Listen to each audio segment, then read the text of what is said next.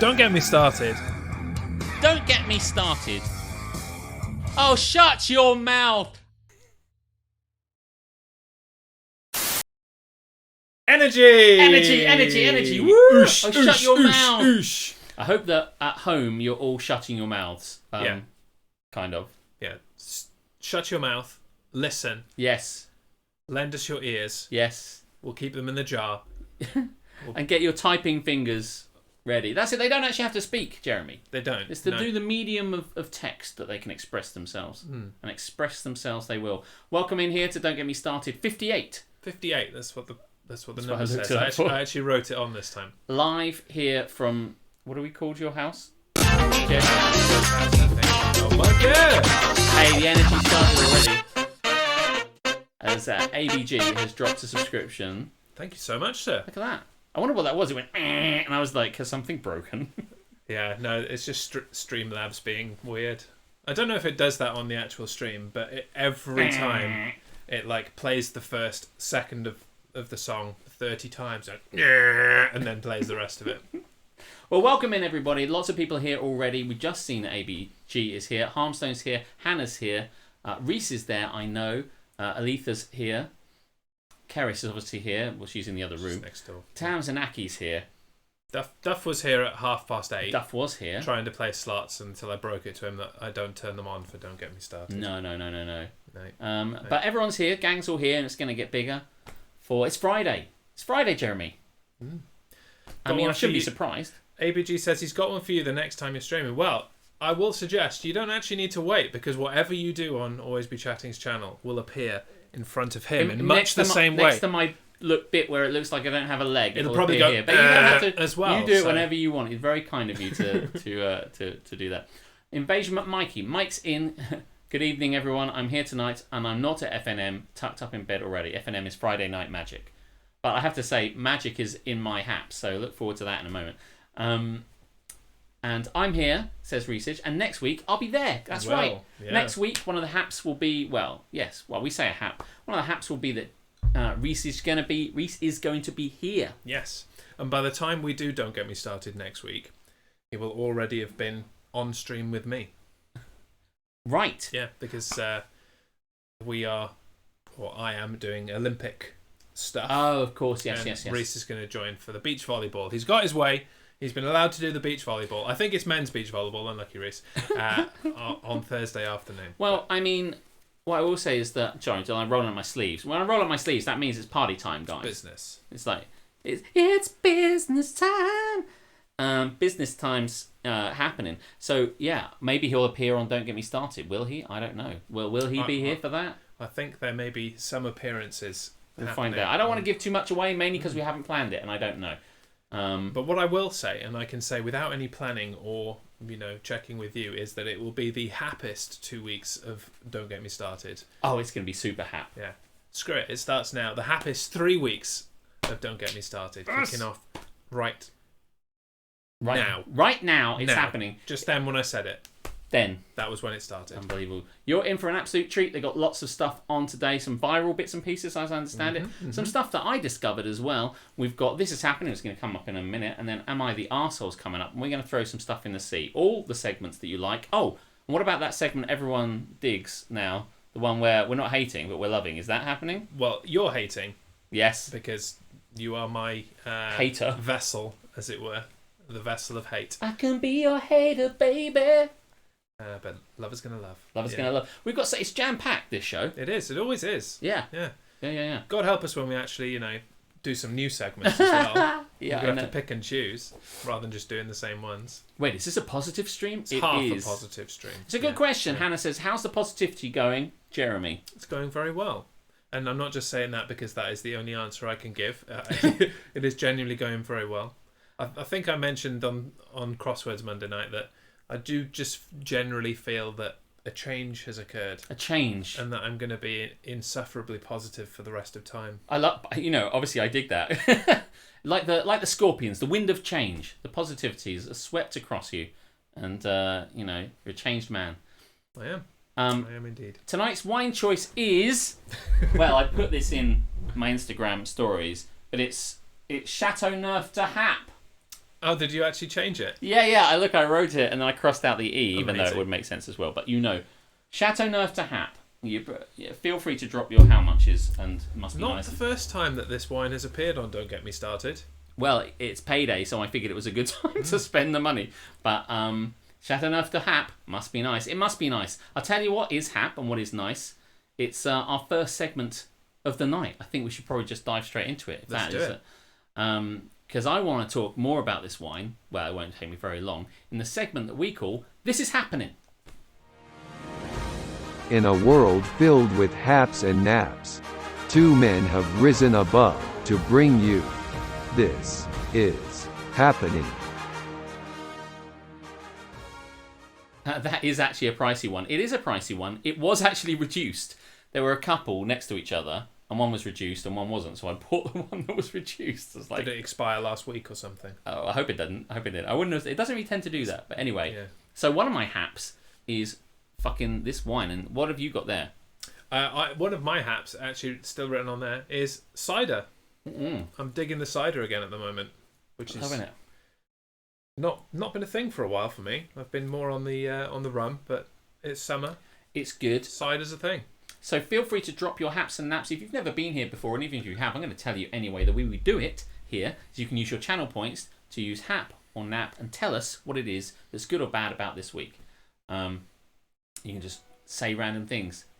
No lag. No lag. No lag. That is good. Beautiful. That's good. Unless you're talking about the lag guitars that I have, in which case it's bad because they're excellent. But I believe you mean like lag in the stream. Absolutely. No, she did. She mentioned slightly before we got ready. Fuck, I'm on my computer and not used to no lag. I was not ready for an immediate answer. Yeah. 1 week till holiday. Says Duff Valley, where you going? That's what we want to know. Earlier, magic isn't real. Here, he's going here. Oh, is he coming all the way? That doesn't sound like much of a holiday, frankly. And then he's going off to family, I think, okay. afterwards.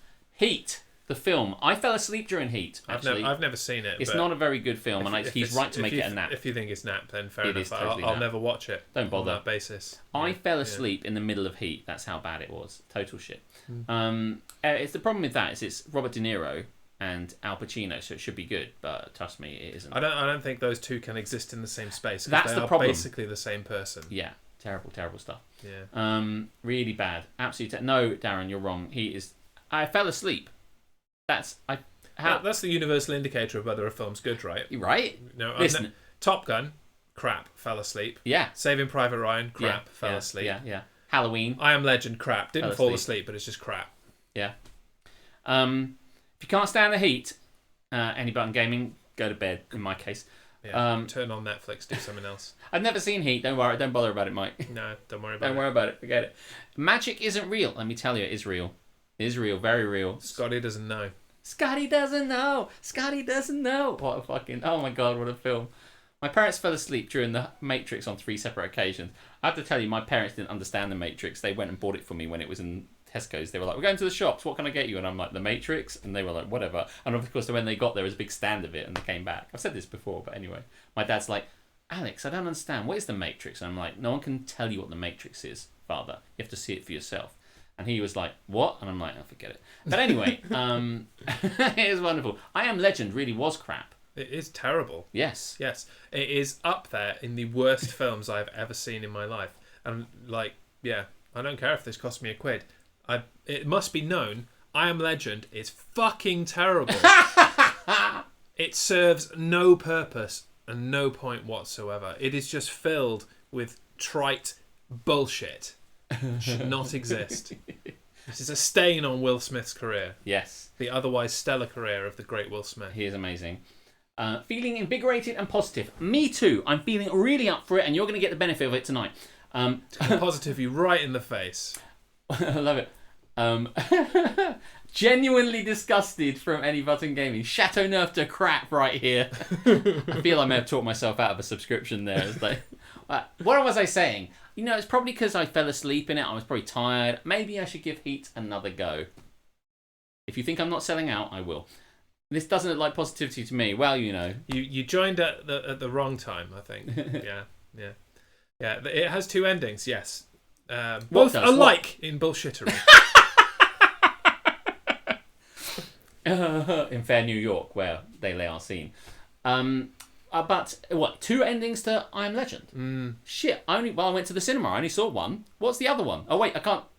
I mean, it came out in 2007. I think we're okay. Past the. We're definitely past the the harmstone measure of when you can spoil a film. By 7 years. Wait, was it? by like 13 years. 14 years. Yeah.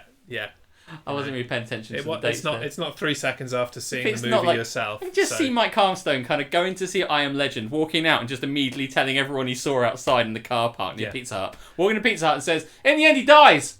Yeah, no, the ending... 24 hours. The other ending, if I remember correctly, it has been a while. Because I did go, well, the movie was bullshit. Let's watch the other ending and see if it redeems it in any way. It was just was it later? It. Oh, I see. Yeah, it wasn't just just luck of the draw. It was a DVD special feature type thing because they love doing that. No, basically, in the scene in which he gets to the place where the antidote is and then is killed defending the woman that appeared from nowhere. I think you're right. Yes. He instead doesn't die. Yes. They all live. Yes. It all goes well, and they just walk into the place like, it's the antidote. I'm like, okay, great, thanks. We're all saved. That Yay. is not as good an ending. Yeah.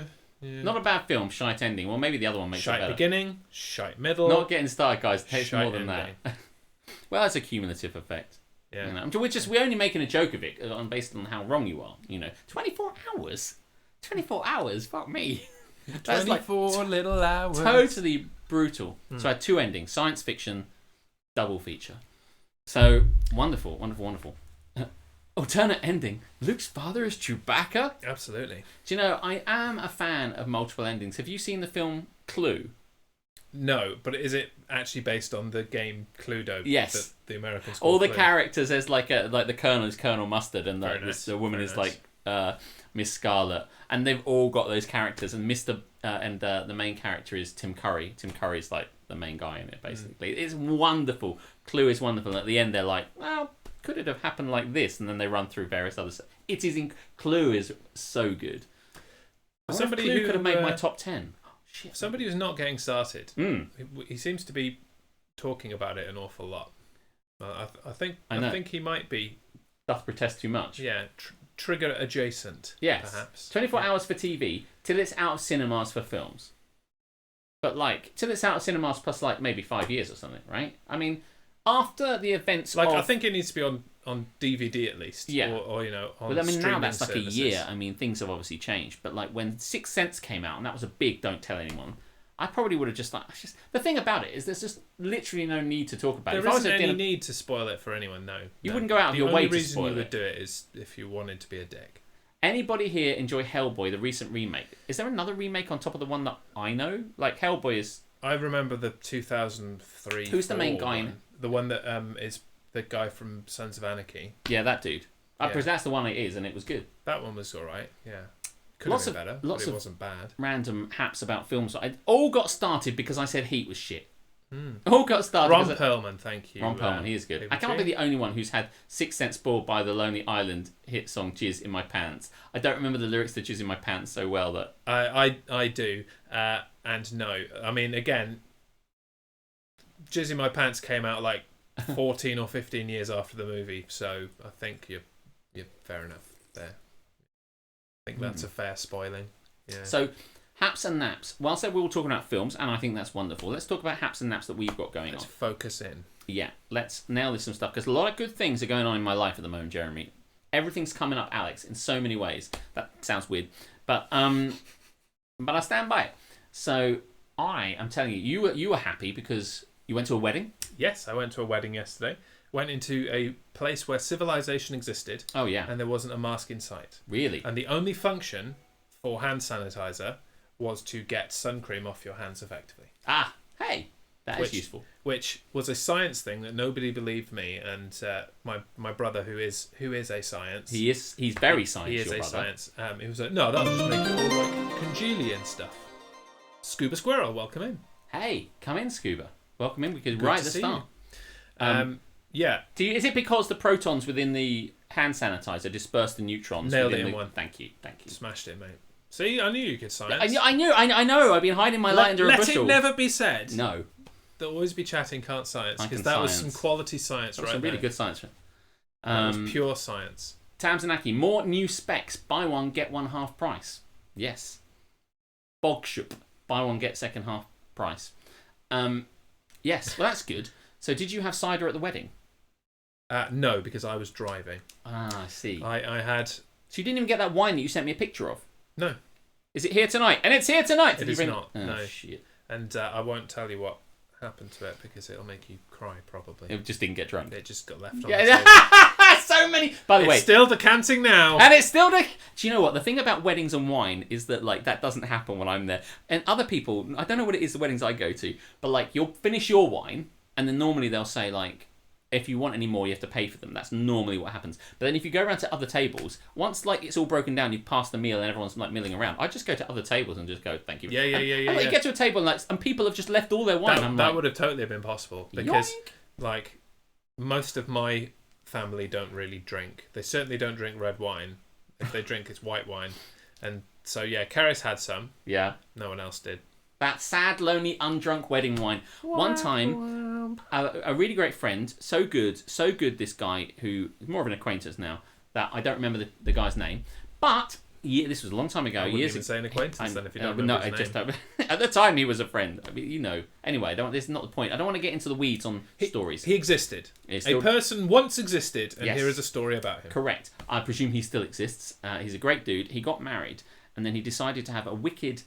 unbelievable wedding reception, but it's a separate point. It's like, we'll do the wedding over here, we'll do the reception a few months later because that's the only time we can get the quarter house. I love DJs, he said. I've got all these DJs lined up. He spent a lot of money on DJs just to make the party go, just to get it started. And he put wine on all the tables and we had a wonderful time. And there were loads of wine.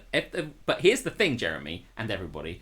When the wine ran out, they just brought you more wine. They did not say the magic words that we all want to not hear, which is, and for the next wine, you can pay for it. They just went, sure, we'll bring you another one. And so I just kept asking for more wine, and it just got added to his bill at the end of it, right? Well, it has to be said, the absolute best people provide the alcohol for the entire length of the reception, and it not run out. Yeah, and that guy is such a good guy that he deserves to have his name remembered. His name is Ben. Thank God for that. Whew. And or at least that's what he's going with right now. Shut up. It's nearly Enbay. Right, so I kept drinking. I got so drunk that night, as you would imagine, that we left the party to go up to where my friend was performing an acoustic set at a place near Kip's. So I left the reception to go and play an acoustic gig where someone there was so well, yeah, my impromptu singing that night. They were there. That they gave me a double Jack Daniels and Coke. They went, oh, it was amazing singing. Have some alcohol. I'm like, I can't stop getting alcohol. They keep putting alcohol in my mouth. I was so drunk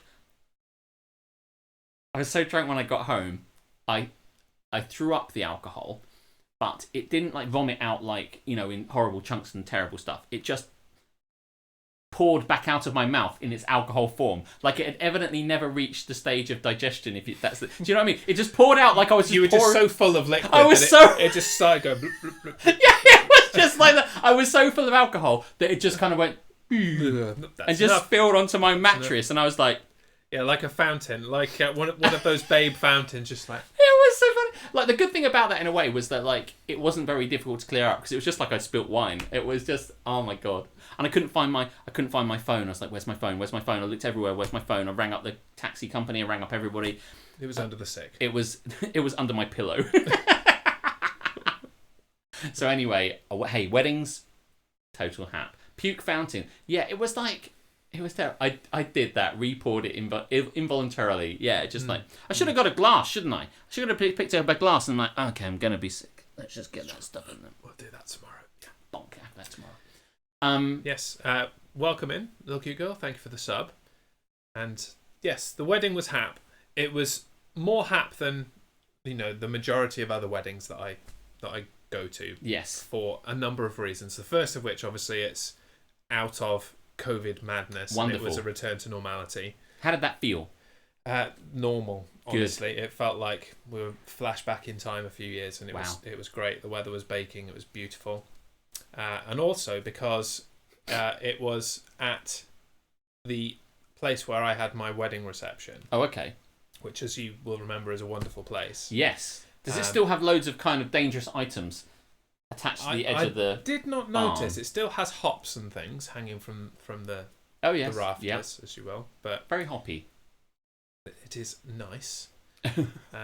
Yeah, and there were actually quite a few similarities. Oh, really? Between the weddings, yeah. Was there a smart, handsome, and charismatic groomsman who was hilarious?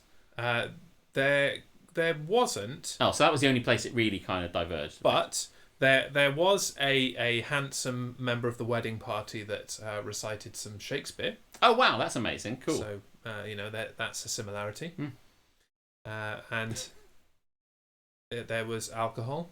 That's a similarity. That's a similarity, yeah. And people got married. There were tables. That's the same too. Was there like a DJ and you all danced? There might have been, but the difference is I had a 3-year-old this time, so didn't last that long. Right. I just can't help thinking, lots of saws. There's loads of dangerous shit on the walls. It looks like Jigsaw's about to hop up and ask if you want to play a fucking game. It's just a really dodgy place. Disappointed it didn't, to be honest. Yeah, that would have been good. Would have been a good event. Yeah. I don't want to tell you what happens at the end of Saw, but it has been quite some time. It has. The guy was alive the whole time. About 18 years, to be honest. Yeah.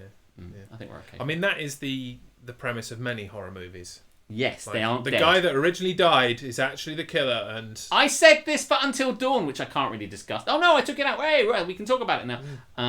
Yeah, you got a good couple of weeks before I put it back in the scene. Surely it now gains like indestructibility and like you can't from a magic point of view. No, that's a pity. Unlucky. Talking of which, one of my haps is I am a god at magic. I'm just incredible. I hope Engagement Mike is still around. I've been playing magic out of my skin. Out of your ass. Out of my ass. I'm pulling cards out of my ass. Like, what the fuck is that? Play it. Win the game. I played it today just before I left. That's why I was late. I was playing magic and I just kept winning. And like, what I love, Jeremy and everybody, what I love is I was playing this game and it was this magic format where you kind of put stuff together very quickly. So it's not, it's a bit rough around the edges, this version of the game. And I managed to properly beat someone with what can only be described as a magic RKO. That like they just did not see this win coming at all. I was like, play that card, buff, like that, and this guy just, and it would just like boom, and I'm just like, well, out of nowhere. I've had two. Which that was vintage.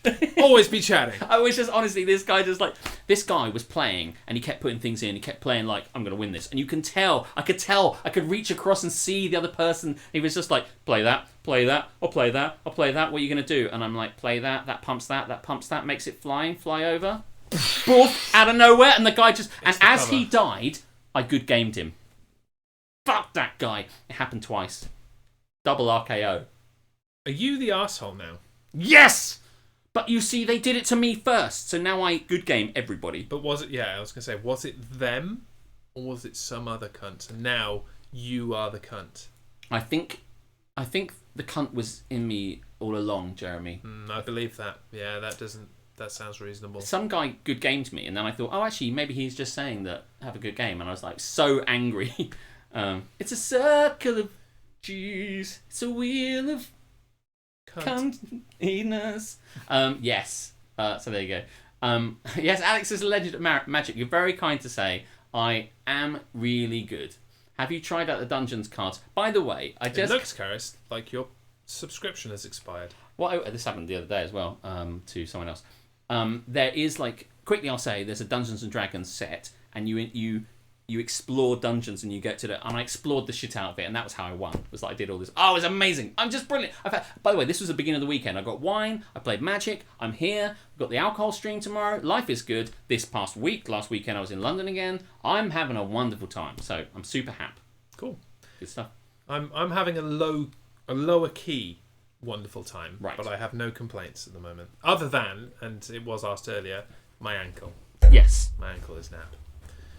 Yeah, it was starting to get better.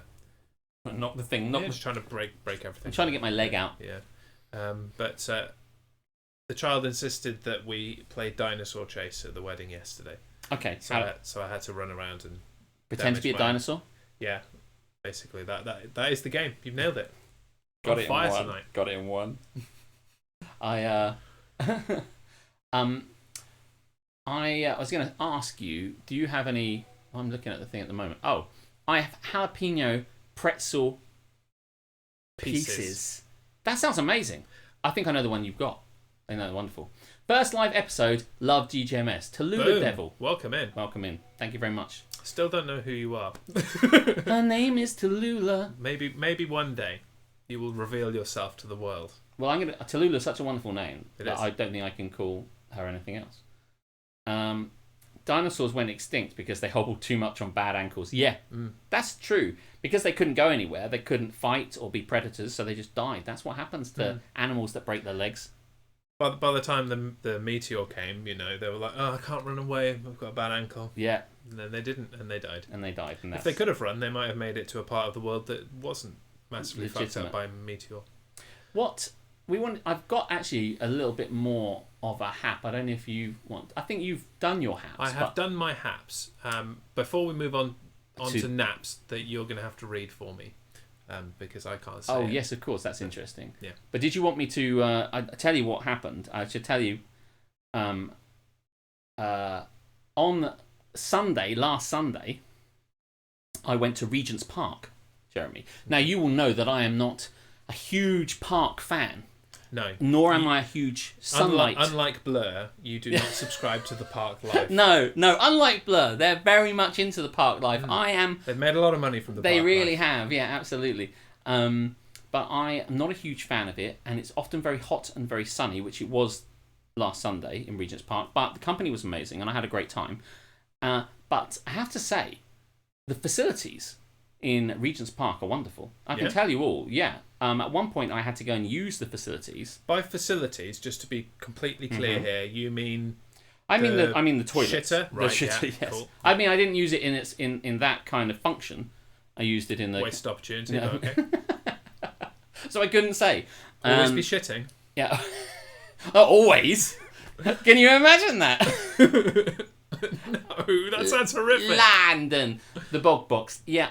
I have to say, the facilities are wonderful in Regent's Park, but I actually have to say, Jeremy, they go above and beyond what you would expect from a London park facilities. Take a look at this. So look, here's where the gents' toilet is. But if you come over here, you can see they've also got these as well. Well, unbelievable. This is what, yeah, like it's just like. Take your pick. Well, I mean, I didn't see that at the beginning. I mean, I came out and washed my hands already. I didn't want to go back in again, but yeah.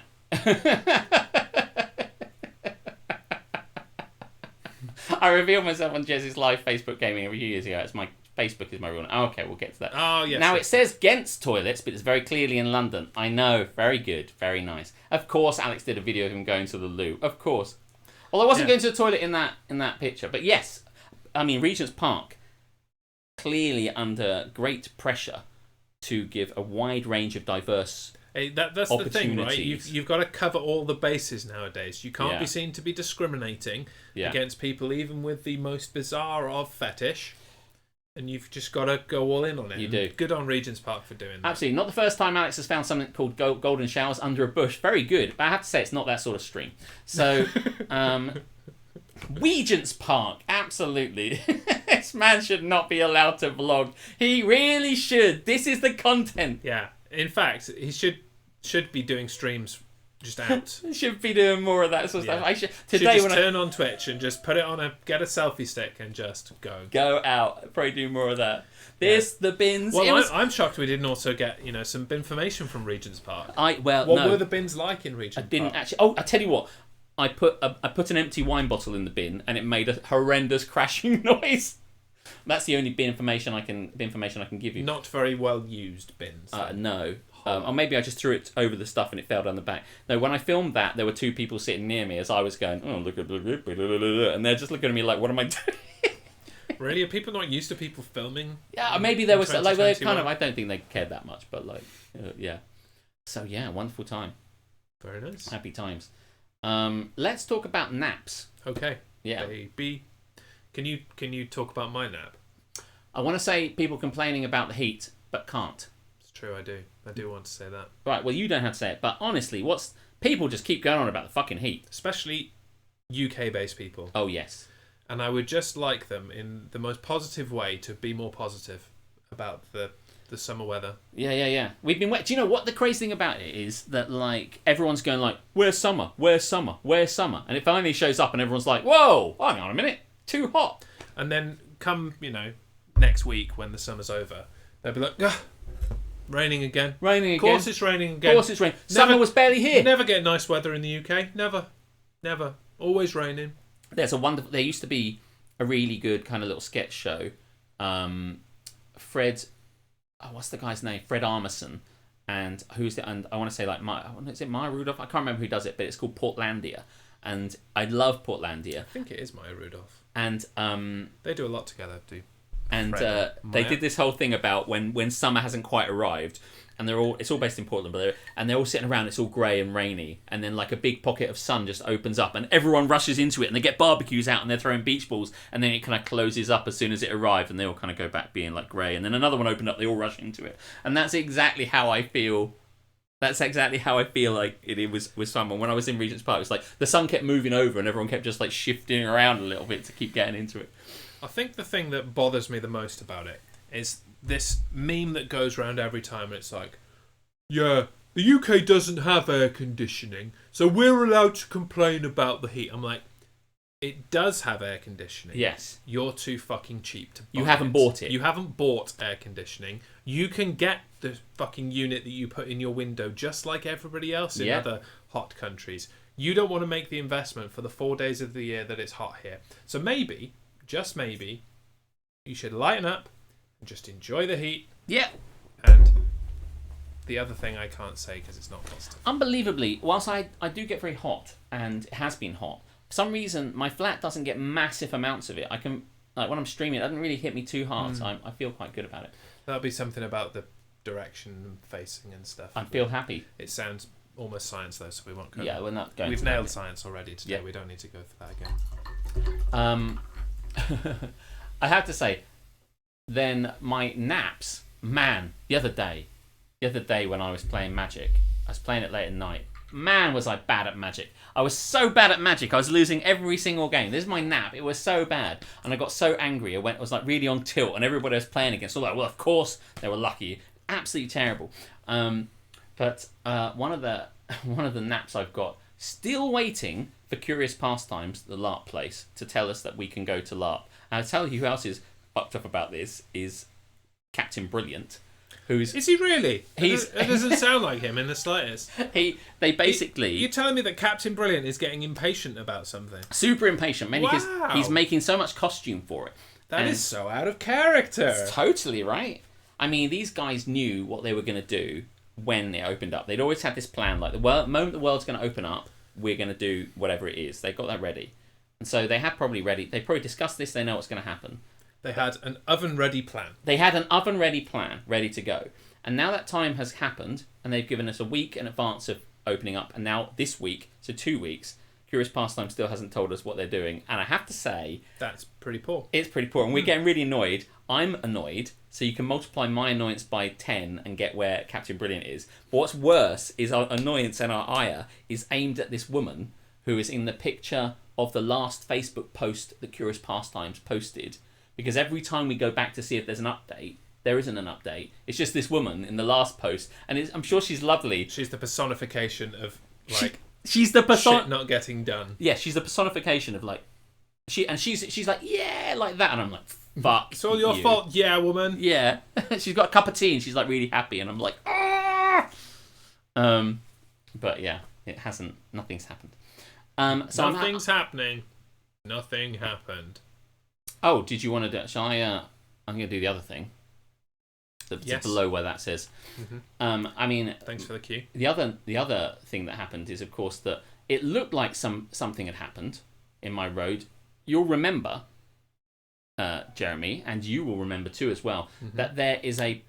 And this the last time that we were here. Yes. So don't get me started. Yeah. You remember that the council has declared that the telegraph pole in my road is wobbly and it's going to fall off, and they've put a sign on it to say, "Do not park near here because at any moment it could fall and crush children." But don't worry, we have moved on a little bit since then. Let's have a look at that. So you'll be glad to see that the sign is no longer on the pole, which presumably means it's been fixed. Except no, the sign was the first thing to fall.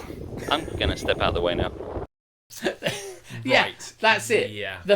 Everyone's parking back there now because There's no sign. There's no sign. There's no sign. And also, they didn't stop parking there anyway. They didn't. They never stopped parking there. The pole hasn't fallen, but I looked at it the other day and the sign's down. I'm like, oh, I must have fixed it. No, the sign has gone. Always the first to go. I mean, presumably, every time they want to put the sign back up, they have to hammer. Yeah, they have to hammer it in the a little dodgy bit pole, more. and like just give the pole that's been condemned a bit more of a beating. It's not doesn't take it down into the houses opposite. Nothing will. No, absolutely. That's not a good sign. It isn't a good sign, Tamsin. No. Yeah. No. That sign looks so professional. I love the many ways you can read that sentence.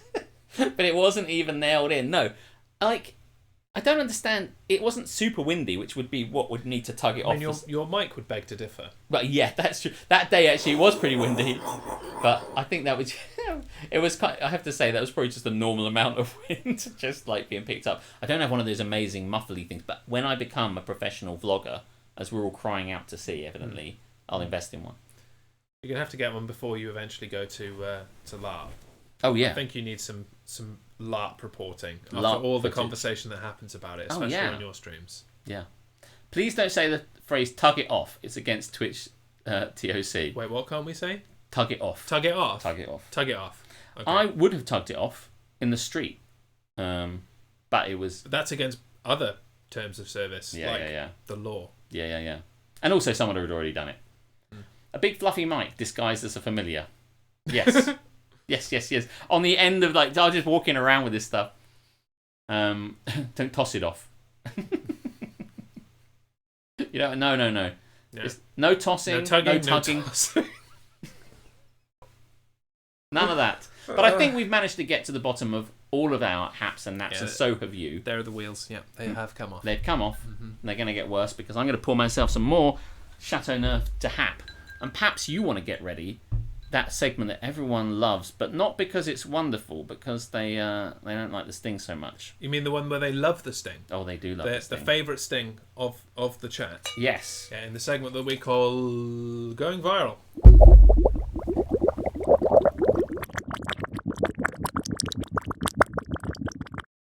Love to tease. So, Sit back. On the basis Yes. that I went to a wedding this week, and that was hap, I have decided that this week on Going Viral, we would have some wedding-themed virals. For that makes of a better sense. Term. So, the first of which, because before you can get to a wedding, Yes. what needs to happen? You have to drive to the wedding. Yes. But before you can drive to the wedding... Well, I mean, and that wasn't even me. I'm just like, yes, carry on. I'll get there. Keep going. Okay. You need to have a couple that's engaged for a wedding. Right, yes. Yeah. I was going to say be invited. Be Yeah, invited. I was my next one. That was not wrong. But before you can even have a wedding, Jeremy, you've got to have a couple that want to get married in the first place. Nailed it. Knocked it down. Right. So, in this instance, unfortunately, things didn't quite go according to plan. Yeah. Oh, shit. Public proposal. Look at this poor guy's face. Oh, shit. Did she just run away? She just She's ran. like, what's that? Does that get out of my way? It's like, please move so I can run. Oh, Yeah. Oh, snap. Mate, that's a sick burn. Poor guy. Look at the look on his face. Look, it's just like he really went for it. Is that like the mascot in front of him? Oh, it's just a random dude. Yeah. Oh, it might be the. So this was at a minor league baseball game in the Boston area. This is the Worcester Red Sox. Because they can't change the name, obviously. But yeah, it's like. Yeah, I think it is the mascot. That is the mascot. Yeah. The mascot's right there watching. The mascot's like a sword. Yeah. Will you marry me? Fuck this shit, I'm out. No. He's like, but what? Where are you going? I have to say, if you're proposing, you'd have to get. I feel like, should I ever propose, I'm gonna know before I propose that they're gonna say yes. There's a lot of people out there who have no awareness that they're not gonna get. This isn't gonna go down. I mean, yeah. Didn't we talk about doing a fake proposal when we said about the flash mob? Yeah. Yeah, when we were going to do the wedding fair, that should still happen. It did not end well. And that should be a no or a running away. Yeah.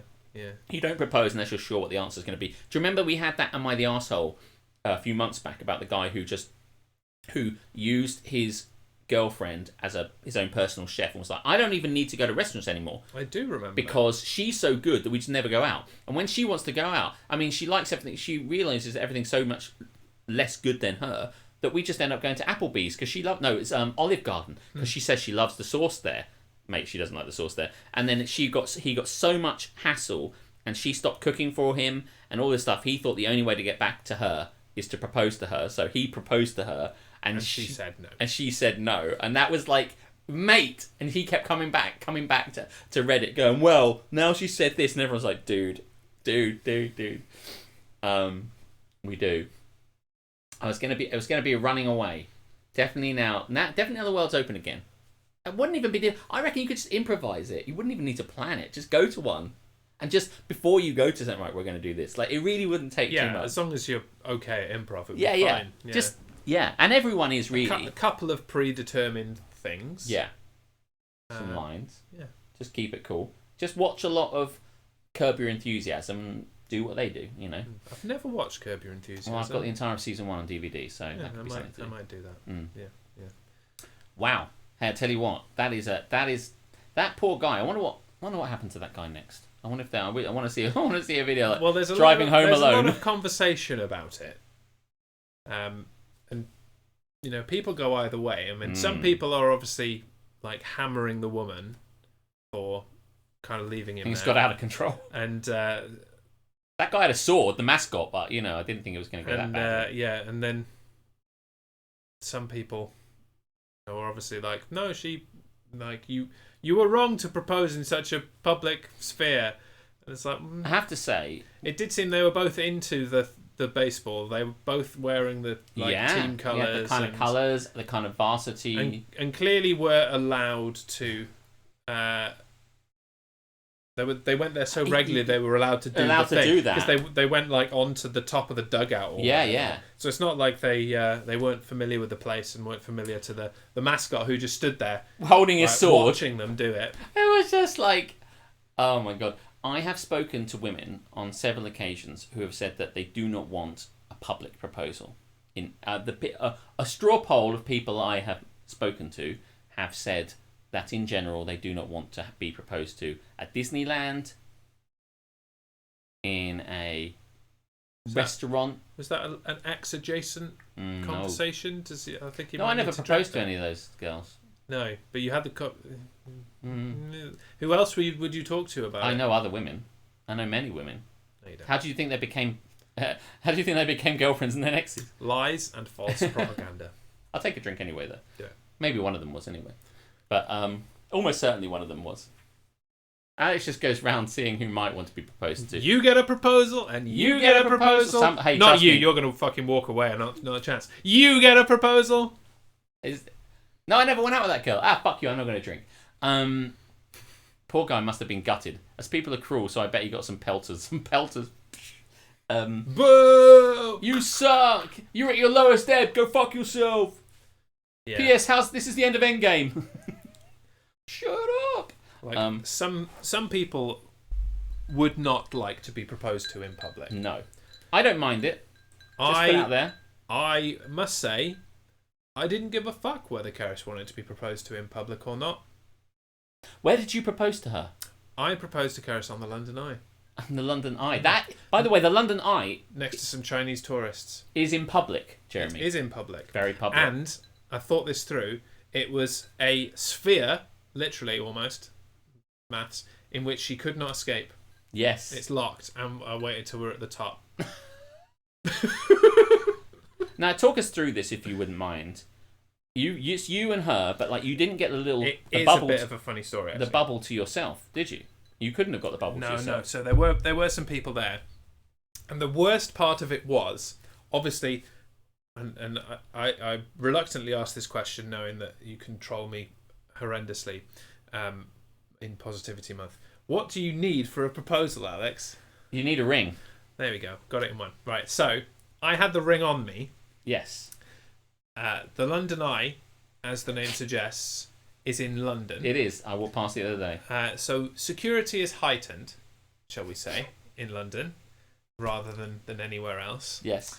And so my major concern Yes, I know where this is going. setting off the metal detectors Yes. on the way into the London Eye. So you bought her an obsidian ring. No, I didn't think about it until I was there. I was like, oh shit. Oh shit. And I had a whole thing in my head going like, how can I subtly tell the security dickhead guy who probably doesn't even speak English that it's a fucking ring. Shut the fuck up. They must get this. Dick. And so right there and then I'm like, and also I'm in London, so I'm like, I also don't want to be pickpocketed. No.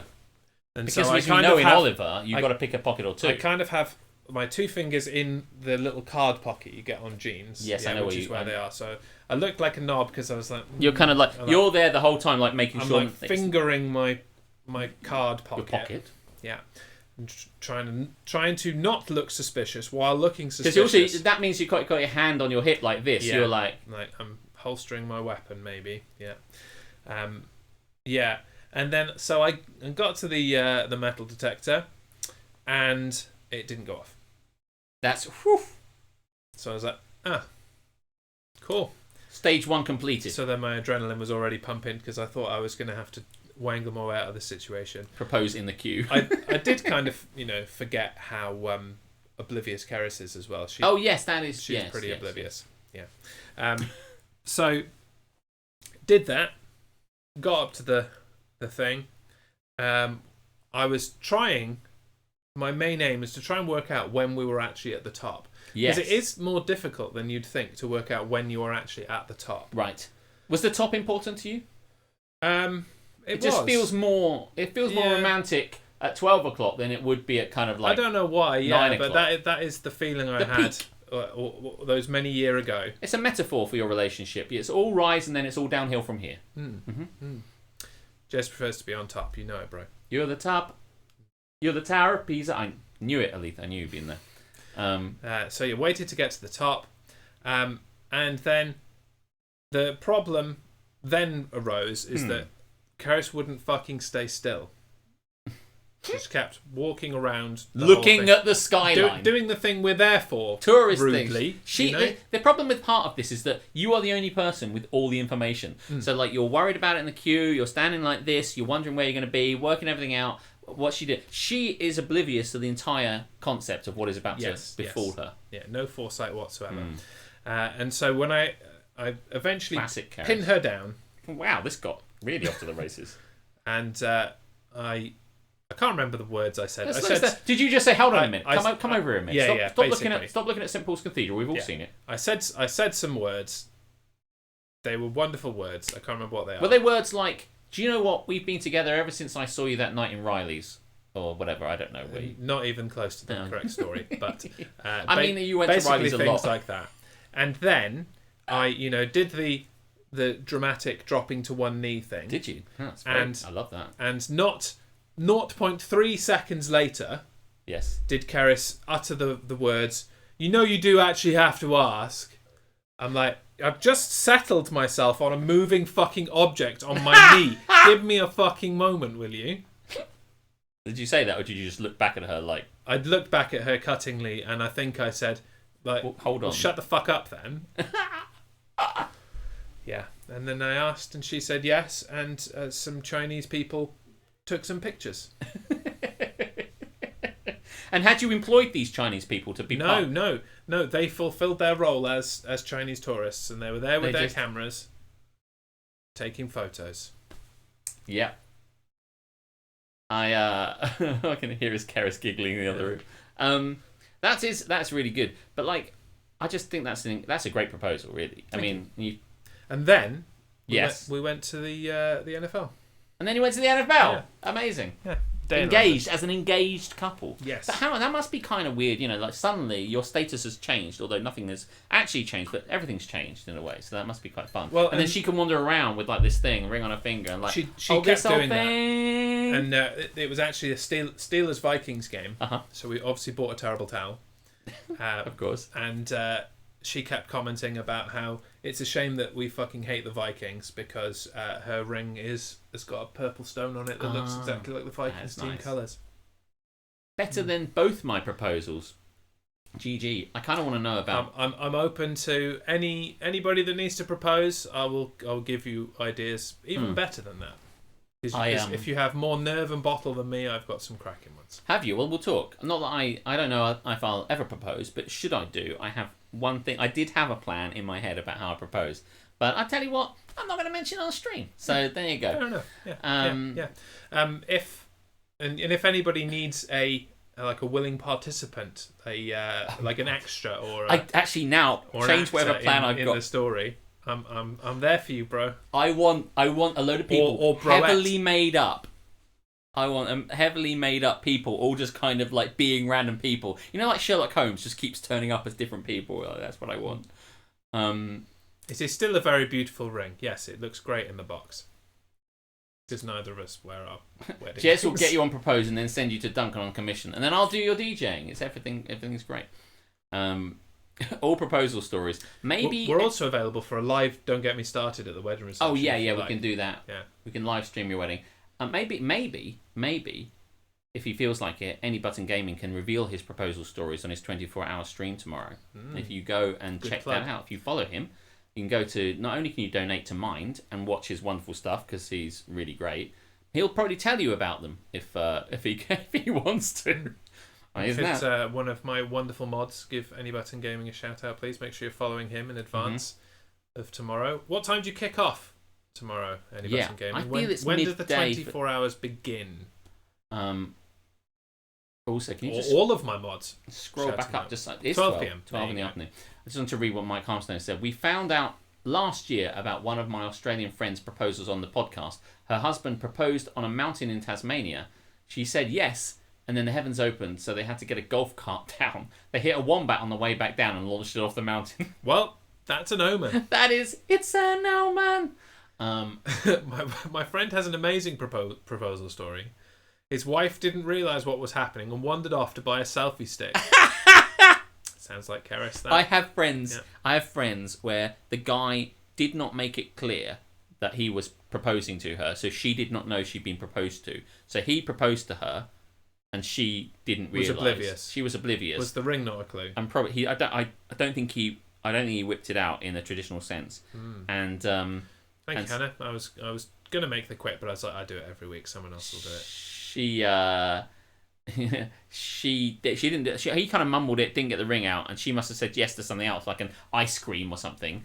And then it was only like a few meters down the street, like 100 yards down the road, as it were, when he's like, "Well, now that we're engaged," and she's like, "When did that happen?" It's like, "I just proposed to you." It's like, "No, you didn't. I have to do it all over again." Christ. I'm like, I tell you what, if I propose to you, you're gonna fucking know it. You will know that I've done it. It will be very clear. I have a loud speaking voice.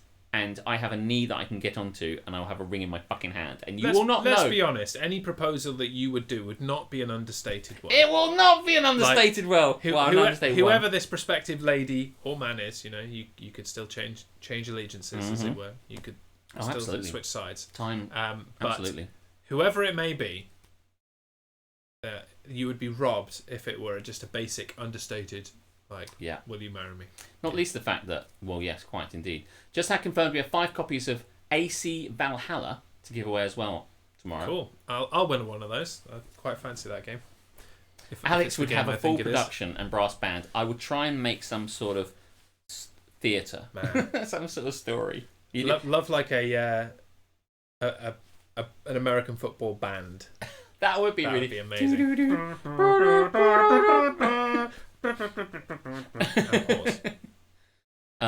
Said yes.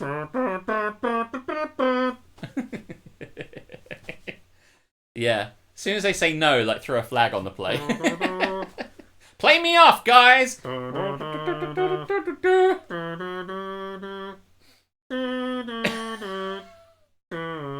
like they all march in the form of a no on the field. She said no. Wap wap wah. That was good viral. I'm a lot of mileage. I'm not done. I'm not done. I did not think that you were. Because I'm not going to ask you a question again. I can't do it. No, please, please do it. I got the second one right and the first one. Okay, so ask me. You're at the wedding. Yes. You're awaiting the bride walking down the aisle. What do you need to just push the cuteness factor up to 100? I know the answer to this one, Jeremy. Do you? You need a cute, flower girl. Boom. So, what would you 2 out of 3 suggest if perhaps your wedding party and your friends and family are all childless? There isn't a child in sight. Thank God for that. And what a blessed place it will be. In the family, there are no children to dress up and discard flowers on the ground. Well, listen. Generally, people have pets, Jeremy, that they might want to kind of get involved. Here's the suggestion. Puppy, cat, yeah. Alex is my flower girl if you want that. Mate, if you want it, so much. I'll do that shit. Yeah. Don't think I won't, because I will.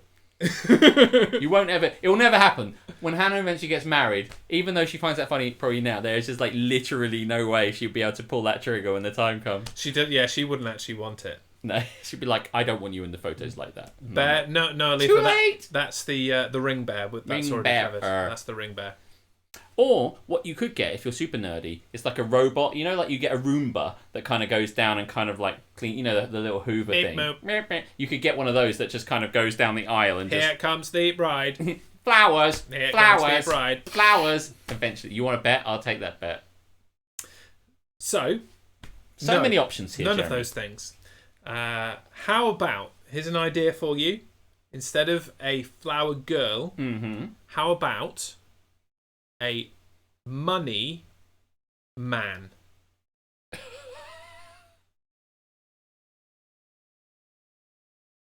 Let's get that money man on the go. There you go. Shake your money maker. Oh my God, I love this already.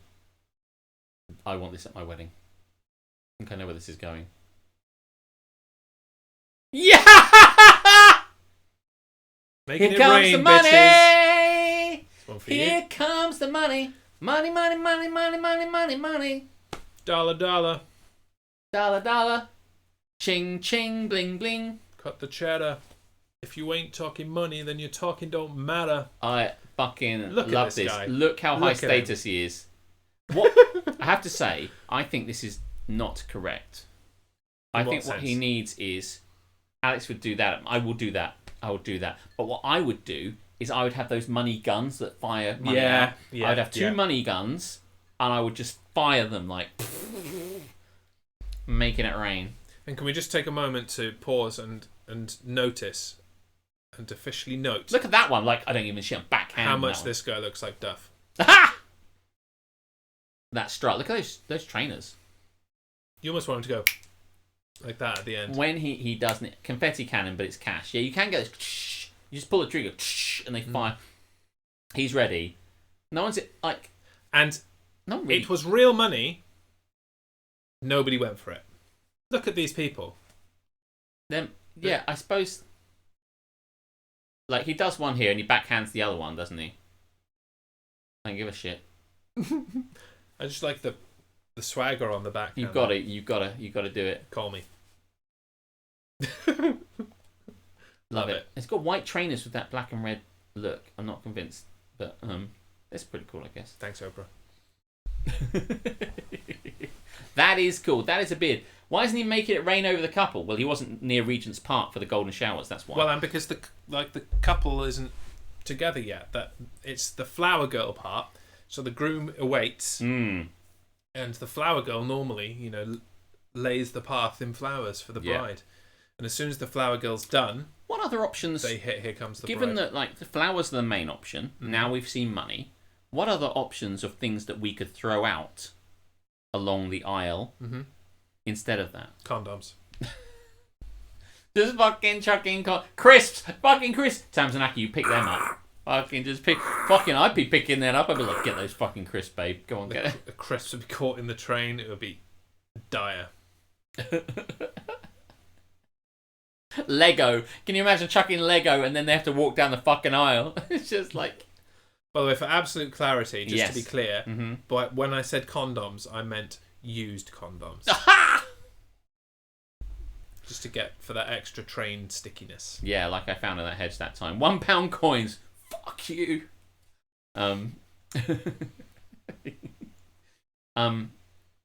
Yeah. Maybe those maybe like scratch cards, just fucking little You should probably get, when people get married, they get little kind of table fancies, table stuff. They get a bunch of stuff like little kind of sugared almonds and stuff like that. I don't think anybody wants the sugared almonds, but it will be interesting to give people a whole like little package of stuff, and some of them could be scratch cards. Everyone gets a scratch card. I went to a wedding where there was a scratch card. Oh, I don't want to do it now. I think it was drawing pins. Who was it? Good God! I think it was a person that you don't like. So yeah. Oh well, then that's not happening. I'm not really a scratch cardy kind of guy, so it probably won't happen. Plus, I'm not getting married. Is the other thing. Jeremy loves launching coins at people's heads. Well, I especially like at weddings launching confetti at people's heads. I was well disappointed when, as the couple were coming back up the aisle, normal, opportunity to pelt with confetti. Yes. Aim for the eye, that kind of thing. Mm-hmm. Nobody did it, so I was like, oh well, I'm literally the last person here with the opportunity to do it, so I'm not just going to go. If I'm there, right. Yeah, that's the problem with that. You need someone to be the leader. I needed a precedent. Yeah. Question to the chat: big wedding or small wedding and big honeymoon? I'm going to go big wedding, big honeymoon. Go big, go home. I think it probably depends on the actual couple involved. I think each to their own. But, yes.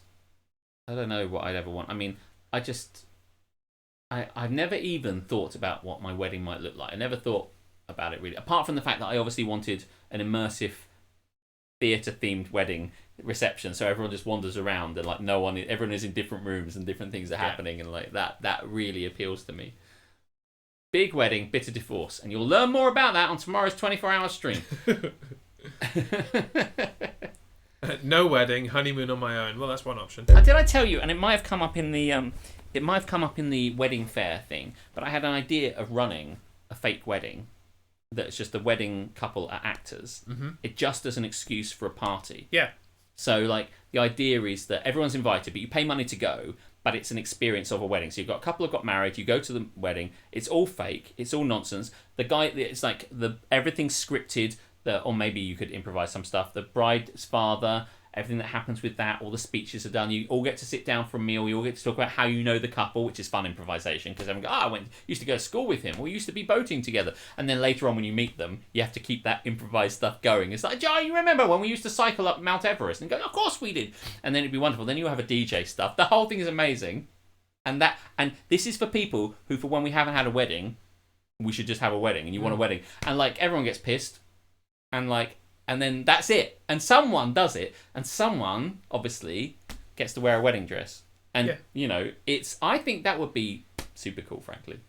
But to answer the question, yes. 2 big weddings and a big honeymoon. That's how I roll. That's how you do it. I'm going to get myself some wine. Set it up, make it so. So there you go. That's someone. That was my going viral. Could you imagine? Are you going to hit the button, aren't you? I was. Good, do it. I tell you what.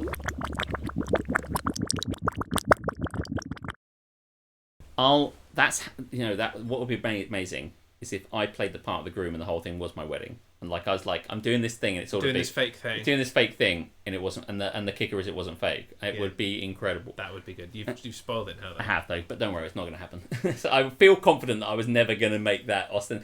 That kind of, if I ever got married, I would never get that across the line. It's like, by the way, funny story. How about we're pretending to get married? Like the wife to be would be like, no, let's just do it normally. Stop being a dickhead. And I'd be like, okay, right. I would suggest that woman is not for you. Oh, maybe. Fake wedding. Psych. Watchers wrecked the mic. Actually, I have to say, someone told me, and this story may well be apocryphal, is that this woman was getting married to a guy whose surname was Rumble. So she was going to become Mrs. Rumble. And when they came back down the aisle out of the church, they came out to PJ and Duncan's Let's get ready to rumble. Let's get ready to rumble. I would be disappointed if they didn't. Alex's quirk is the wedding guest who turns up wearing the same dress. 15 minutes of sound. Tell me I'm pretty, boys. You are pretty. You are the sexiest. Yes, especially you are the best. when you're wearing your the main roster. It was a match that happened T-shirt. You look especially sexy at that point. Yeah, drop your love to Rooster because I think he said earlier he'd had a bad time, but I don't know. At any rate, well, it's cheers. Friday. He probably did. It's Friday. So yeah, maybe I could organise a fake wedding. So if you, I'll put a cast list together and see who wants to audition for the parts of all the people you expect to have in a wedding. It's a bit. I have to say quickly that there was this LARP in Denmark that was all about. It was based on Hamlet. So Denlarp, and it was in Elsinore, in the actual castle on which it is based. And you could go there at the lowest rung. I think I may have said this before. At the lowest rung, you could just be a regular courtier, and you don't have to do anything. But if you want to, you can spend more money, and you can be Hamlet, effectively. But if you do those higher bits, you need to be committed to knowing the script, right? But in a similar way, if you want to come along to this thing, it's like 30 quid, which covers like food and everything like that. But if you want to be if you want to be the father of the bride, a bit like Kickstarter, where there's like one of or one. Oh yeah. There's like incentive. Yeah, or like stretch goal kind of stretch yeah. Goals, that's what I'm so like, if you want to be the best man, you have to pay 200 quid or whatever like that. You want to be this, you have to do that. And that is how you make the extra money that you would need to cover the costs of a Yeah. of a wedding. Yeah, no, that's perfect. Is there a drunk uncle part? Yes. No, but there is an uncle who sits in the corner streaming, telling stories to their niece and nephew. That is true. I know someone who won a sporting event, threw a party to celebrate with all of her mates, and then was like, as you're here, would you mind getting on this bus because we're going to get married, and did it. Surprise wedding! Boom. That's cool. Boom. It's bride day, gotta get hitched on bride day. I'll lend you all my drunk uncle. Is that Patrick? Does he get drunk? He does. Yeah, good for him. Mm-hmm. We all like a drunkle. Will there be a ring bear? Yes.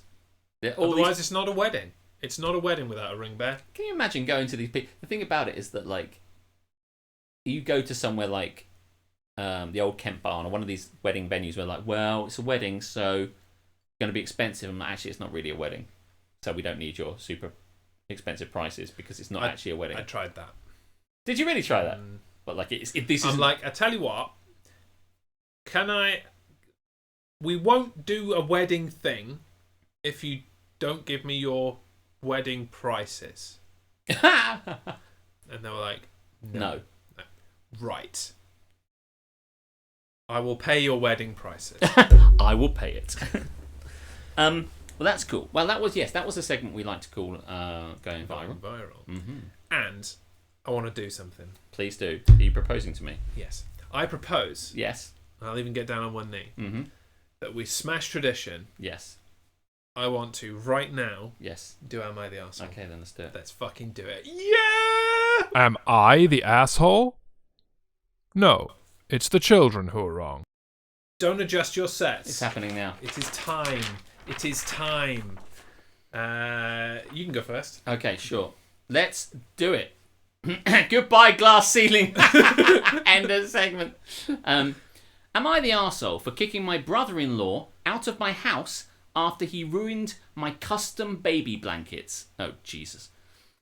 I, female 32, have a disability and have been wheelchair bound since 2017. This better be funny, by the way. I didn't vet this. I'd experienced very difficult phases in my life. Nobody vetted this. They're disabled, not a cat. I was no longer able to work or function independently like anyone else. Fortunately, my husband takes good care of me and helps me with everything he can. I love sewing as a hobby, but became better at it, and I started sewing baby blankets as a way to earn money. And most of my clients are my sister's female co-workers. My in-laws are decent. They bought me a new sewing machine and my mother-in-law takes me shopping for new tools and fabrics regularly. My brother-in-law, 19M, Michael, always had issues with his stepfather, my father-in-law. My God, this is such a complicated... Always had issues with his stepfather. His father-in-law kicked him out of the house weeks ago, and my mother-in-law asked me and my husband to let him stay with us temporarily. Michael didn't have any money, but helped with house chores. He said he admired what I do, but still thought people shouldn't pay me for practicing my hobby. He wanted me to sew items for his girlfriend, but I only sew baby stuff. I love kids, but unable to have any, so I find comfort in making other moms happy with my work. In past 2 weeks, Michael kept begging us to let his girlfriend move in with us, but I said, no, these 19-year-old kids, fuck it up. Probably likes anime as well. But I said no, though my husband said he had no problem. Because of this, Michael resented me after he offered to do me favours in exchange of letting his girlfriend move in. Oh, that's about. But I still declined. On Monday, Michael and I had a huge argument. No kidding. Because he stopped helping with chores. Yeah, because he's getting pissed off that you won't let the girlfriend move in. So now he decided to stop with the chores. And kept making mess deliberately as a way to get me to agree to let his girlfriend come help. That'll work. Yeah, great thinking, dude. I told him to drop it for good. But it escalated. Ended up going behind my back and dumping the items I sewed into a large bucket full of engine oil. Fuck. The blankets were soaked in oil, and the sight was awful. They were custom blankets my clients were waiting for, and took me time and effort. Oh my God, this makes me sick. I cried a lot, and my husband comforted me and told Michael to leave for an hour. I would tell him to leave, and then that's the end of the sentence, but anyway. So everyone could cool down. But after Michael left, I headed to his room, packed all his clothes, and left the bags on the bed. Michael came back, and I was shocked. Michael came back and was shocked. I said he was no longer allowed to stay at my home. He apologised and begged for forgiveness, then offered I put all his clothes in engine oil and call it even. But not kick him out because he has no money and nowhere to go. He then left and called mother-in-law, who came begging I let him stay because her husband still won't let him go home. This fucking kid. My husband said I know how Michael is and should have de-escalated and thought of compromise. I felt awful because my in-laws loved me and supported me in my rough times, and now I seemed ungrateful by kicking Michael out like that. Am I the arsehole? Nope. No. Is the stream enjoying this one? They are. They're also enjoying the fact that the gentleman's name is Michael. To which Tamsin retorted, "Fuck off, Michael," and then didn't clarify it in any way. Just fuck off, Michael. Fuck off, Michael. I think we all agree, don't we? Damaging other people's property is a big no. It's like this kid is 19 and he's given shit to his father-in-law. It's like, you're not my real dad. I don't have to live here. We'll get the fuck out of here. Fine, I'll go and live with them.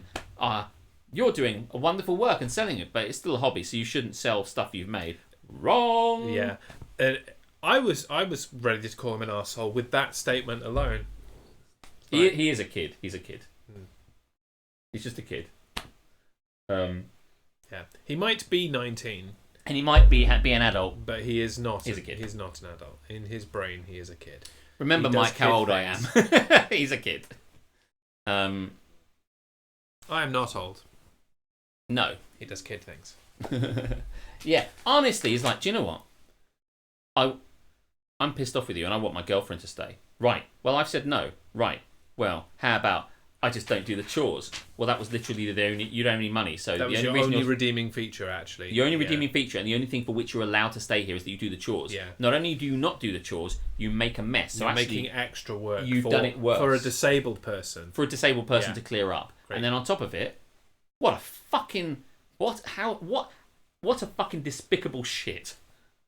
What a vile person who's like, she's made all this stuff and it's ready to go for someone whose baby wants it. This woman somewhere else literally there is a timescale here in which the baby will arrive and they will need the thing.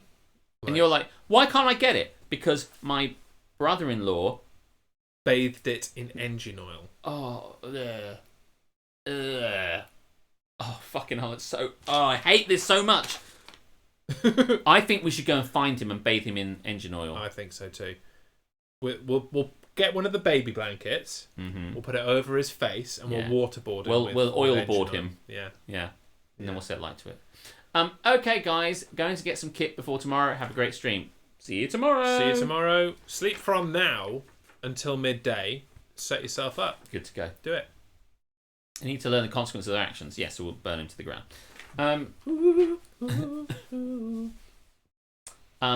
Well, I think this... And there it is. The immortal chat shit get banged from HBorts. Yes. And that's all the time we have here Yeah, tonight. thanks very much. Except it's not. Hit us Especially with it. because we ited in the middle. We are. We ited in the middle. Unbelievable. How you feel about doing that? Do you want to do I'm it? just such a whimsy, you know? I know. I love it. I'm going to drink some wine. This one, donated by my wife. My wife. Just sent it to me randomly in the middle of the week. I'm like, why is my wife messaging me? She's sat on the sofa next to me. But there we go. Am I the arsehole for taking back a gift from a fake baby? Say that again, because I think I might have cackled too much. Am I the arsehole for taking back a gift from a fake baby? Okay. A faux babbo. I work at a popular clothing retailer. Let's call it Gap. And I enjoy my job very much. My co-workers are great. Customers are bearable. But one co-worker, let's call her Rhonda, because that's her name, has been making my work life a living hell recently. We've worked together for a couple of years now, and things were great. I would even say that we were work friends. She invited me to her daughter's baby shower last month, and I agreed to go. What I didn't know was that this was not a regular baby shower. I arrived with a gift and was talking to my other co-workers that were there, and we figured out none of us had met the daughter. Rhonda introduced her daughter to our little group, and I congratulated her and thanked her for having us. She laughed and said something like, "Thank you, but I'm not pregnant quite yet. But it's always good to be prepared for when the time comes." I was visibly confused, which seemed to offend her. After she walked away from our group, my co-worker explained that Rhonda had told her when they arrived that this isn't a regular baby shower, and her daughter had been feeling down because quite a few of her friends had been pregnant. I asked the friends if they knew beforehand, but they said no, and they were confused why they were asked to buy gifts, but decided not to make a big deal about it. I asked Rhonda why she wouldn't tell us that it wasn't a baby shower for a specific baby. And she explained the physical invitations explained it was a party for her daughter to shower her with love. Shower her. Well, none of us co-workers got physical invitations. I asked Rhonda if I could take back my gift, since I am not made of money and I would prefer to get her daughter a gift when she was actually having a baby. Rhonda said that I would be rude to take the gift back after giving it, and that her daughter was going through a lot and was looking forward to opening presents. Not for babies. I said, "I'm sorry, but I can't do this." I took my gift and left. Nice. The daughter sent me hateful messages over Facebook, including calling me, and I quote, "disrespectful old bitch," and a bad friend to Rhonda. I feel bad for storming off and taking back the gift, if it was going to cause this much grief. Nope. Also, I realised I grabbed a gift that was on top of mine, that was from my co-worker, and she said she wants me to bring it back to her and not give it to Rhonda and her daughter. Of course. But Rhonda found out and is threatening to go to HR if I don't return the gifts What the fuck and do buy they something care? else off the registry. No. Most of the registry. items on the registry aren't even for babies. Oh, right, so it's there just for adults. For the suffering that I've caused. Am I the arsehole for taking back a gift because I was lied to? It's so funny. This is incredible, right, guys? And everybody loves it. But, no, they're not even really good friends. She was still a dickhead and now you're tolerating her. and she's like, my daughter's having a baby shower. You should come round. You buy a gift, and it's like, oh, I'm not. This is a massive scam because this stuff is like this is an actual scam that you could probably like report for being fraud. This is nonsense. Come round with a gift. When you get round there, they aren't having a baby shower. They just want the gifts. Yes. It's like, and the gifts aren't for babies. They're for adults. And it's like, and now I want to take it back. Now you can't take your stuff back. I'm like, yes, I can. It's like, I'm telling HR, like Bed Bath and Beyond, give a fuck about whatever the fuck you're, you know. It's like inviting a bunch of people round for your 4-year-old's birthday party. Yeah. They all turn up and give you the presents. You're like, surprise! I don't actually have a child. I'm just going to have all these presents. Could you do that with your birthday? Could I say, like... I'll take this Super Soaker and you can leave now. Yeah, thanks. and I'll just keep it or sell it. Yeah, on October the 13th, it's my birthday, but I'm having a bad time at the moment. Can you please all bring me a bottle of gin? And then you get round and it's like, happy birthday. And I'm like, oh, funny story. It's not my birthday. I just wanted your gin. It's like... Also, I love Let's be clear. Yes. I don't give 2 shits if you're having a hard time. Because you are a co-worker's daughter. She was only the co-worker's daughter. You are massively adjacent. Oh, that is my birthday, is it? Gin for Nova Charter. Send you some gin. Yes, I won't. Baby showers. You wouldn't get them in Regent's Park, I'll tell you that. There's no sign for that. No sign for that. Callback. Also, if you're going to go to a workmate's daughter's baby shower, you already feel a bit awkward about the present, let alone if the baby doesn't actually exist. Yeah, it's like, why are you here? Oh my god, it's so crap. So totally shit. Like if they had said, my daughter is having a tough time and we want to throw a party for her, are you up for it? Then I think, cool, nice gesture maybe. Yeah, and you turn up with like some chocolate and some ice cream. Yeah, I mean, or something. if someone was like that, if someone at work just said, my daughter is having a hard time, she's super depressed about all this stuff and she's lost her job, and I just want to cheer up, so you have a party, a birthday, I'd come around. But the reason was just such entitled you get wine bullshit from me as well. It was like, where is it? I can't even remember what the thing is. Oh, because her friends were all having children and she wasn't. Yeah, she's like, Mum! Like, fuck off. My friends are having babies and I want one. I'm not having one.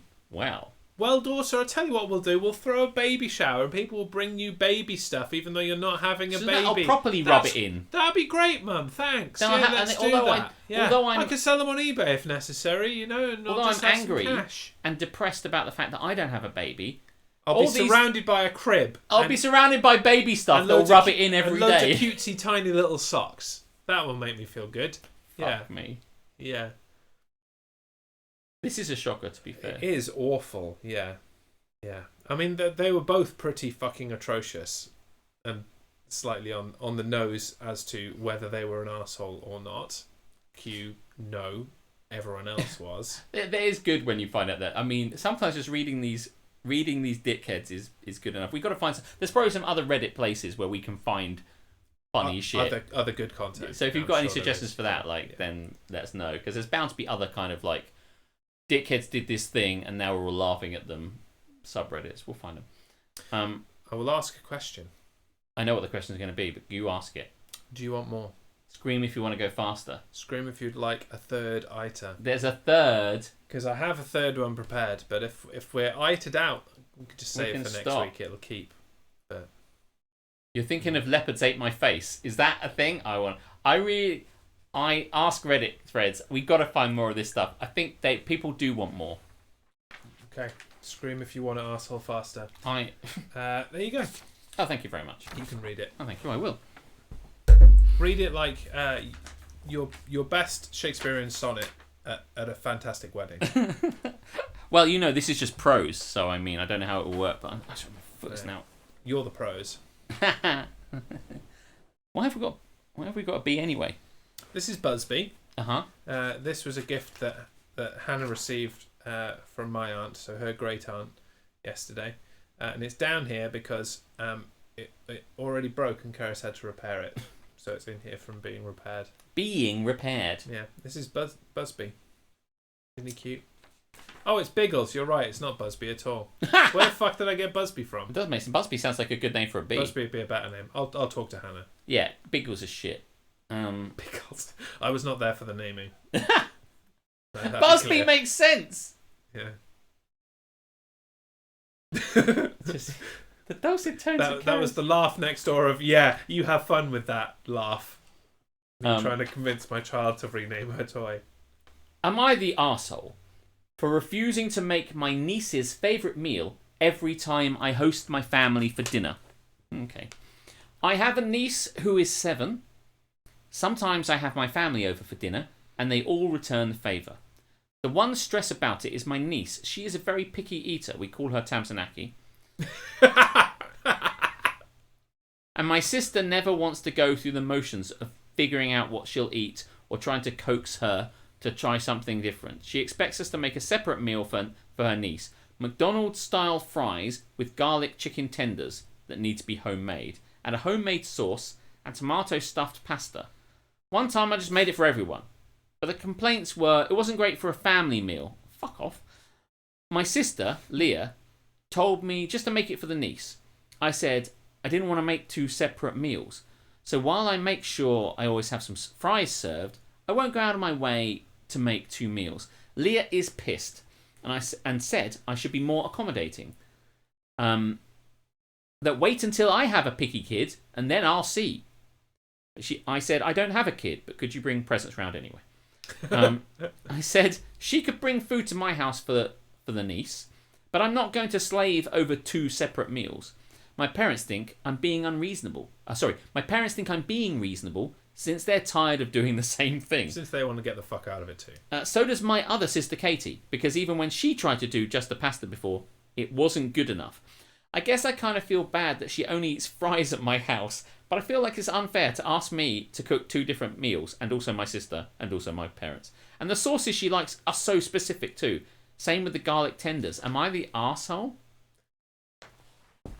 I mean, how difficult is it to cook 2 different things? I mean, it's not difficult, but it's a fucking ball ache. It is a ball ache. It's a ball ache. And the thing is, I know that children are special, but why the fuck is this child special? Surely other people who come to this dinner party have their own little dietary requirements, and they might not like the thing that is being served. It's like, yeah, I'm not really in the mood for steak. Could you possibly...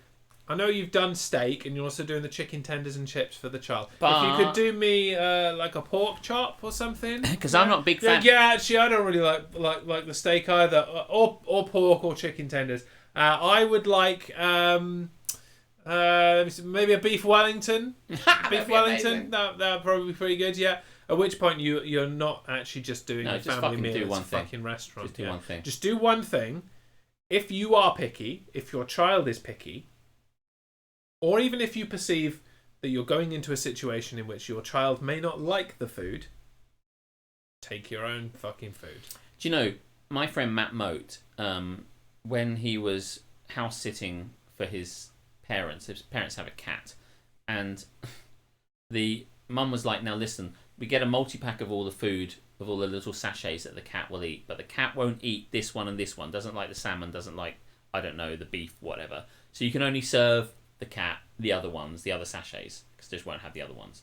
I mean, question why you bothered buying those ones in the first place. But maybe it was cheaper. I didn't really give a fuck. But anyway, they went away on holiday. He wasn't really listening at this point. I mean, ultimately, it wasn't covered in the basis, because what Matt Moat then got to was this point, which was, when they went away, I just gave the cat everything that was in there, and the next sachet came out, and the cat ate it. And so I love parents that they won't eat the salmon. It will. It will. It will. If it's hungry. It'll eat it. And in a similar way, cats are like children, Jeremy. They are. And as someone with both cat and child, yes, I can vouch for that. They are exactly very the same. similar. You treat them in the same way. They misbehave, you spray them with a water bottle. Yeah. Works exactly the same. Yeah. Yeah. If they're being attacked by a seagull, shut the cat flap. Yeah. Keeps the seagull away from the child perfectly. Yeah, absolutely. Yeah, they're very similar. They both jump into the Christmas tree at Christmas. It's true. Scientists are now saying that children and cats are different. Wow. Well, citation needed. Sorry, science. You're wrong again, science. Wrong again. Just knocking them into the park, not out. That's right. Directly into the park. Scientists, we need to... I mean, I've yet to see the the paper on that, and I read a lot of science papers. It hasn't been peer reviewed, I don't No, think. it has not. No. I was at, I was a friend of mine, PhD in science, and I was at their Viva, and it never came up, not once. That was the neutrons, protons discussion we were having. You were too focused on his dick. His pretty huge dick. Oh yeah. That's why Absolutely. you didn't pay attention at the actual lecture. Couldn't take my eyes off Must it. have been an impressive pain. It was. I thought it was very bold of him to get it out. What was I doing at the Viva? I was living the Viva Loca. Frankly. You big fibber. No. I was Viva la Vida. No, he was looking right at the penis. There's no lie here. It's what he does. It's how he rolls. I was positive. Just like a neutron. Did you like my fridge? I did, yeah. You put it. You put your extra can. Yeah. Get that out. So, Excuse knowing me while I how whip this how out. fucking hot this room is, but not complaining about it because fuck Of course that. not. You're wearing shorts though. I am wearing shorts. I had a bowl that I filled with gigantic ice, and then Now it's put cold. my can in it, and now it's very cold. And I've got a not too much, not a full amount, but I've got a little bit of ice to have with it. Oh, that's amazing. Haven't seen a child go ape shit about cucumber yet. Only you've written cum cuba. Cum Cuba. I funny. I know why I don't even want Love to touch that cum one with a 5-foot cum cuba. Magnus is shit. Ape shitting. Discuss. Oh yeah, no, I now understand what he is. What he's saying. Cats are fucking scared of cucumbers. We discussed this previously. Cats are scared of cucumbers. Ah, If you put a cucumber near a cat, they freak the fuck out. that's so strange. We did discuss this previously. Magnus is shit. What did you have Bulmers that time? Who said that? Hannah. Fuck you, Hannah. Quid in the pot. Ha! Cum Cuba is one of Alex's films. Yeah. It's a porno based around the Cuban Missile Crisis. Oh man, I'd watch that. Yeah. Historically accurate porn. I'm all about that. It's me and two porn actors, well-known wait, porn actors. you said you? Yes, I'm 'cause out. I said, well, you trust me. It's very tastefully done. It's a Russian. It's a Russian porn star playing Khrushchev and an American porn star playing Kennedy, and it's basically.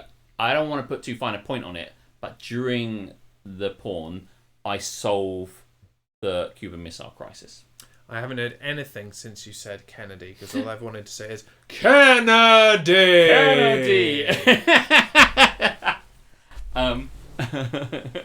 You don't want to see their take on the Bay of Pigs. You do not. You're welcome, mind. Come Cuba. It's just the latest campaign from the Tourist Board of Cuba. Come Cuba. Come Cuba. Come Cuba. We're cool now. Come Cuba. You don't want to see their take on the Bay of Pigs. No, quite. Yes. Yes. Yeah, yeah, come Cuba. You don't want to put that in some gin, I'll tell you that. Sorry for the mic twats, didn't mean to do that. I I was just moving my fridge out of the way in case I got my feet wet with the fridge. It's you, I'm out. That's a quid, Jess. Hey, I appreciate that you might say that, Aletha, but it's not for me. So I think the quid will stay firmly entrenched in your miniature pocket, which you're well acquainted with. in my miniature pocket that contains small pieces of metal. Yes. And when you were standing there ready, waiting for the London Eye. We went past the London Eye the other day, and I was looking up. I've never been on the London Eye myself. I have, as you know. Have you been on it any other times other than proposal I time? have been on it a total of. If you just say one time now, 3? this is so funny. It's either 2 or 3. I think I've been on it 3 times. Are you going to go down back there as like a perhaps you would go back there as a kind of a an anniversary thing, like a 10-year? Nah. No, you don't give a shit. Nah. Yeah. Maybe those same Chinese people will be there waiting on the same day. Maybe. I mean, we are approaching that anniversary. It's like a couple of years away. Yeah, 2023 will be the anniversary of it. USMC, welcome in. We're just doing. I just Don't get me sat there with started. my finger in my imaginary I like it. like card pocket then for ages. It's a bit. I'm a little teapot. But yes, welcome, MC. How you doing? Good evening. So I'm all over the place now. As is the stream. You don't know what to do now. I don't You're know what like to you're do. ready to be asked a question and leave. Is that now the end? No. Putting Busby on your head. But wait, But wait, there's more. There's we more. have arseholes. But I just wanted to fuck up the people that just turn up for Am I the Arsehole at the end. yeah. They're going to be super happy to see something different. Let's piss off the people that come to our stream. That's what we do here. That's how we roll. That is how we do. Today I learned the penis-shaped pasta is common in Italian grocery stores. Fucking love There's Italians. penis-shaped... What does your penis look like? Does it all twirly? Or does it look like a little bow tie? Like, because, I mean, I don't know. Penis-shaped pasta. It's all fusily. My dick's like a cannelloni. And other such. I mean, I could go on. It's like a big long flat lasagna. That's in my grocery store too. USMC. I've been beating it so much, just a bit tagliatelle now. It's all spirally and stuff. Oh, shit. Okay, so now you can choose what direction we go in. Would you know? I want a haters gonna hate. Do you? All that jazz that comes from it, because I know that when we... Well, actually, do you know what? If we do get in the sea... Then we can finish on the one with the double of haters and lovers. Okay, yeah. right. So let's do the segment that we like to call Get in the Sea. Won't you come with me? Gonna eat it in the sea. Won't you come with me? Gonna throw it in with glee. If you really, really hate it and you'd love to desecrate it, won't you come along with me and put it in the sea? One take. This bee is a lot more versatile than I first gave it credit for, actually. If I had good posture, which I don't, I could maintain this bee on my head for some time.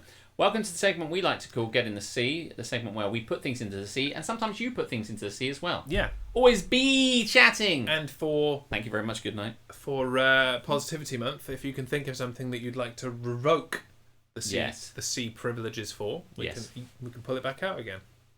Put pasta-shaped penis in the sea. Not going to happen. Nope. No, it would just get soggy and float. Yeah. Well, I don't actually know, but let's try it. It would cook very, very slowly, yes, depending on the temperature of the sea. Mm-hmm. Yeah. No. Penis-shaped pasta is not Microsoft going in the Teams. sea. Never used it. Oh my god, I hate it so much. I mean, the notion of using Microsoft Teams instead of the things that already existed before Microsoft Teams. It's a piece of shit. Yeah. I don't know. And you know what? You know something's a piece of shit when you're seeing adverts on telly for Microsoft Teams. Like, hey, why don't you use Microsoft Teams? I'm like, if this was a good product, Microsoft, people would have found it already. You wouldn't need to advertise. Yeah. Microsoft shouldn't need to advertise anymore. Like, they've been going long enough, and they've had the market cornered on all of that shit for so long. Skype can definitely go in the sea. I'm okay with that. Skype is bullshit. Teams is better than Skype, but I mean the functionality of Skype is just talking for people. Yeah. And so Teams does that as well. They're made by the same person, so that shouldn't be the thing. Skype They should be integrated. Yeah, Skype in the sea. Yeah, can we put Teams in the sea as well? If you want to, I really do. I've got no dog in this fight. Yeah. Okay. Teams and Skype are going in the sea. Bum bum. It's happening. What would you like to put in the sea? Have you got anything for the sea? Oh, I wrote emails, pointless. I got an email this week from a colleague. I'm sorry about that. Who never had a question. It was just like, hey, here's some discussion. We go round a little bit. And then in the end she said, so, don't worry. I'll solve it myself. I've got it. I'll use the stuff you told me to use. And I was like, so why did you email me? There was no question.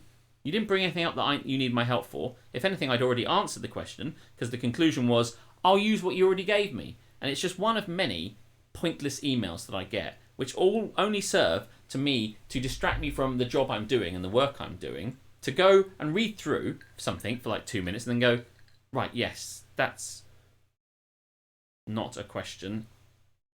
Delete. Did you block them? I didn't block them. I have to talk to them.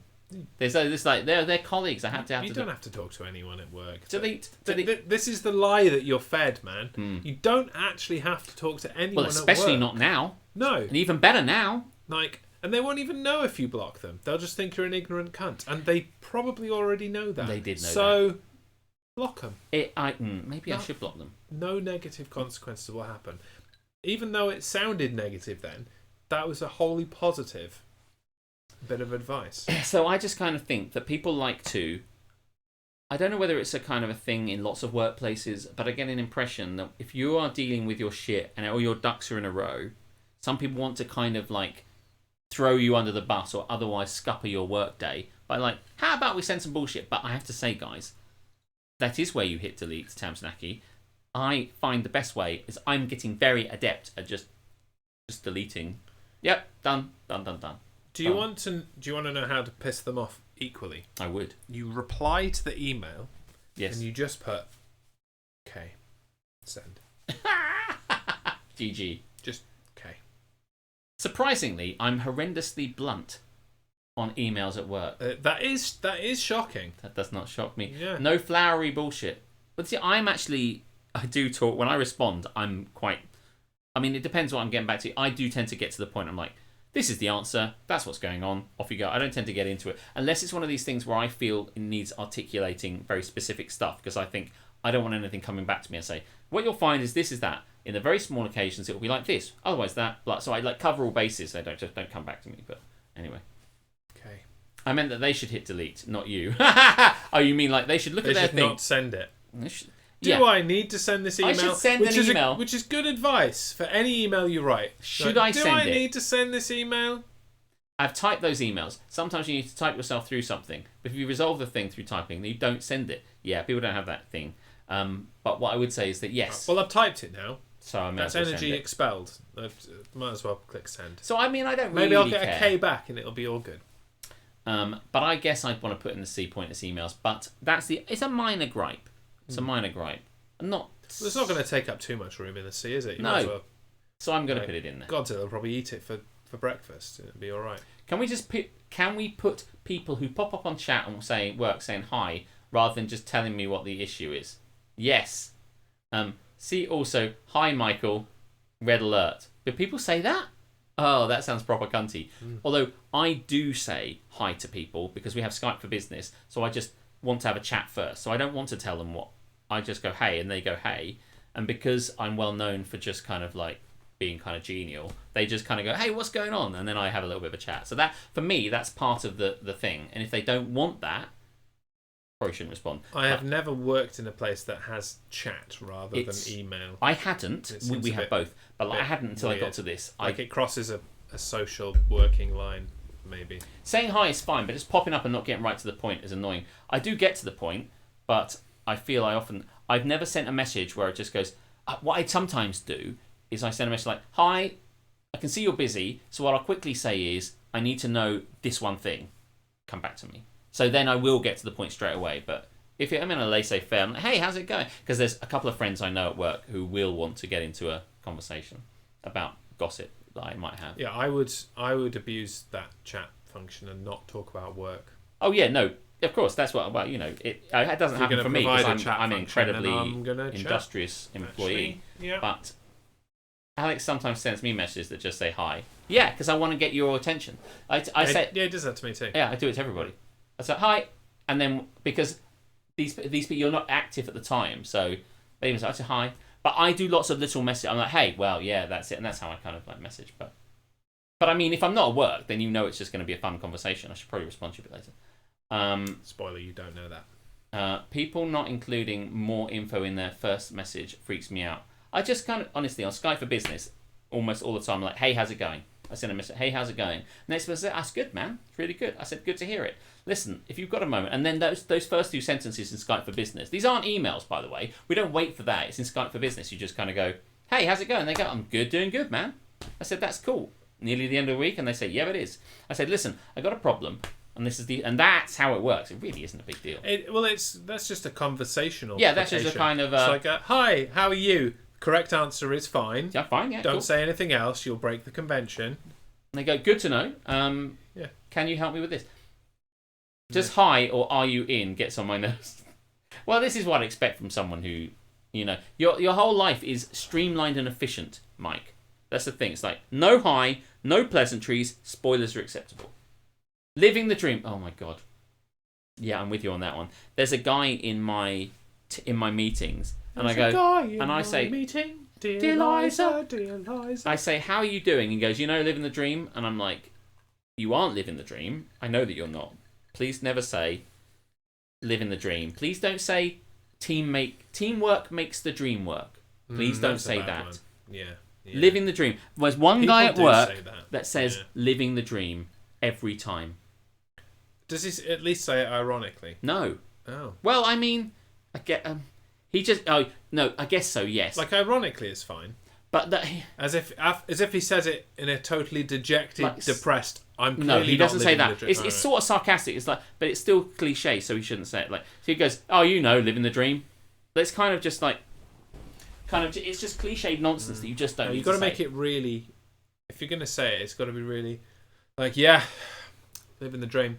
So, Hi. Okay, enough small talk. The company president is being indicted to tax fraud, and he blames you. It's like, oh, okay. you're not even gonna ask how I am. Shit. It's a bit rude, Mike. Living the dream. To be honest. My work only uses email unless there's a very rare meeting. So yeah, if it was just email, I would never have those conversations. If it's chat. Just send an email. Hi, how are you? Yeah, can you imagine? That would Send. be shit. Easy Wyvern. Welcome in, Easy Wyvern. How you doing? Haven't seen you in a while. I'm gonna get some wine for this. Yeah, pour yourself a wine. Brings, come on in. Come in, all ye who love a good bit of ranty banty. Welcome in, come in. Thanks very much for dropping in. Thanks very much for bringing your community. Easy Wyvern. Oh, Waffle Master. I've seen Waffle Master for a while. Have not. Yeah. Welcome in. This is Don't Get Me Started. It's our weekly ranty banty live show, podcast, talk show, blah de blah. Mm-hmm. Thank you very much for raiding us and coming on in. Yeah. I even poured a glass of wine, ready for arrival. William with no brim. Thank you for the follow. You can always follow this gentleman as well. This is Always Be Chatting. Yeah, and if uh, you do follow me, that little thing will pop up in front of my knees do instead. the same thing. Got to lurk as you're packing. End of the uni year, I would guess. And heading on home for the summer. Yeah. Enjoy. Yep. Thank you very much. There it is. Yes! Tomorrow there'll be more of us. That's what you get when you follow me. TTV Crypto's like, nah, I don't believe it. I don't believe it. Let's see what happens when I'm you going do to test it. this. Like, he's talking We're both shit. doing it here. Yeah. We ping pong between my place and his place, and we just kind of share the love. So thank you very much for the follow. It's very kind of you. H is for Hamilton on Thursday. Are you just going to do the whole Hamilton soundtrack? I'm doing a one-man show of the entire of Hamilton. You can't make those kind of promises. I know you can't. Again, I'm doing a one-man show for everything apparently. Because I would really be into that if you just did all of Hamilton. I don't know how I don't know. I could just get all the lyrics. I suppose. Oh my god, I've got I've got the book of all the stuff, but I mean, you'd have to go straight into the music. It would take you the entire 4 or 5 hours. I couldn't do it. I don't think I could do it. It would be incredible. You have to do at least 3. I'm decreeing it now. One man Hamilton on Thursday, then one man Little Shop of Horrors for L, and then for O, one Manelton. I'm going to do one man Oliver. If you do follow me, if you do end up following me, there's a lot of musical stuff that I do, a lot of chat and a lot of singing and drinking and stuff. So if you like Hamilton, you're in a good place. But here we are, Jeremy. Yes. On Don't Get Me Started. We're in the middle of the segment called Get in the Sea. Yes. Which is a segment in which we put things that are irrevocably bullshit in the sea so that they don't bother us anymore. Yeah. And so far, at the suggestion of the chat, we've put in Skype and Microsoft Teams. And thank you very much. What did Dead you Nine put in Jedi. the sea? Oh, are you similarly themed? Put in pointless emails. Pointless emails, Teams, Skype. But what are you? I'm going to say now. What are you going to put in the sea that you just want to get rid of? So obviously, for me, it's Positivity Month. It is. So I can't put things I hate in the sea. Okay. So I'm going to put into the sea. Yes. Coral. Okay, and I have to say, I think there's already coral in the sea. But there's not enough of it. That's the problem. They're always complaining about how there's not enough coral and that the coral is dying. Did they say that? So in terms of, positivity, I'm going to give the people what they want. Yes. And that's some more coral. Do you know in the Great Barrier Reef, there's a lot of coral. Yeah, but that's dying too. Oh, really? It's all dying. Yeah. Global warming, stuff like that. Alex, tell her why you're Mr. Bumble. I'll do it on my stream. Does everyone not know that? Why I'm Mr. Oh, anyway. I can't do it now. We're in the middle of this. But, I thought when I read on the production notes, Get in the Sea Coral, I presumed you meant the bookmaker's coral. No, of which there are about 5 in every high street. The only bookmaker that needs to get in the sea is Paddy Power. Oh, yes, of course. Yes, of course. course. That's a story for another day. It is. When Coral, when I can be negative. Coral got really angry when I won that first score as a safety, and when I went in there, the guy in Coral, who always loved us and gave us like sausage rolls and shit, and was basically grooming us. When I turned up to try and get my bet, he was pretty fucked off, and Coral can get in the C. So when I saw it said Coral, I thought you meant that, but you actually meant, and I thought actual Coral, not the band The Coral. No, there is no definite. Not the band here. The Coral. No, it's they just can't. Coral. Yes. You can get in the sea, and it can grow and do all of that, whatever coral does. I don't know. I'm not a fucking scientist. No, it kind of it gets kind of like crispy and hard and stuff. Yes. Yeah, and it cuts people's feet, from what I hear. It does. It does do that. Yeah. Dreaming of you, oh what can I do? That's like the only song that anyone knows by The Coral. And I didn't even know that one. Do you not know Dreaming of You? It's really good. So. It's a really good song. It's really indie. It's really indie, Jez. Yeah, well, it depicts indie. That's not a thing. So no, it's super indie. If ever there was a song that was indie, it'd be that one. That's not a thing. If I was doing an indie night, which you couldn't because it's not a thing, then I would put in You'd The Coral. just play Silence because you wouldn't play anything because indie's not a thing. Well, this is something else that came down in the sea. Indie C. I is for indie. Misgenred. Misgenred. You can waste your song requests for I if you want. You might want to actually send him some song requests instead of just sending Silence. Very negative chat. It was not negative. It was just a statement of facts, factual. Mike. Indie is not a thing. There's no negativity there. It's just it true. ain't fiction. It's a natural fact. We come together. You did the sound of silence yesterday? I did, yeah. Fucker! Sorry, I did it. I didn't know at the time that you were going to be at a wedding until that day you told me, and I had already printed it out, and I did it. But I did say that you would like this. Yeah. And then I played it. Why did you do it on G? What's the G link? Garfunkel. Yeah, but it's Simon and Garfunkel. Oh, which prick fucking did this? It was Harmstone, wasn't it? Yes, it was Harmstone. But it was good because I loved it, and it, you know, anyone for tenuous on my stream, it was brilliant. Don't go changing Harmstone. It was me. Then we caught him on the counter. Saw him kissing on the sofa. Blame it on the Harmstone. Doom doom doom doom doom doom doom doom doom. Bow bow bow. Actually gutted now. I can play it again. Yeah, you better. I will.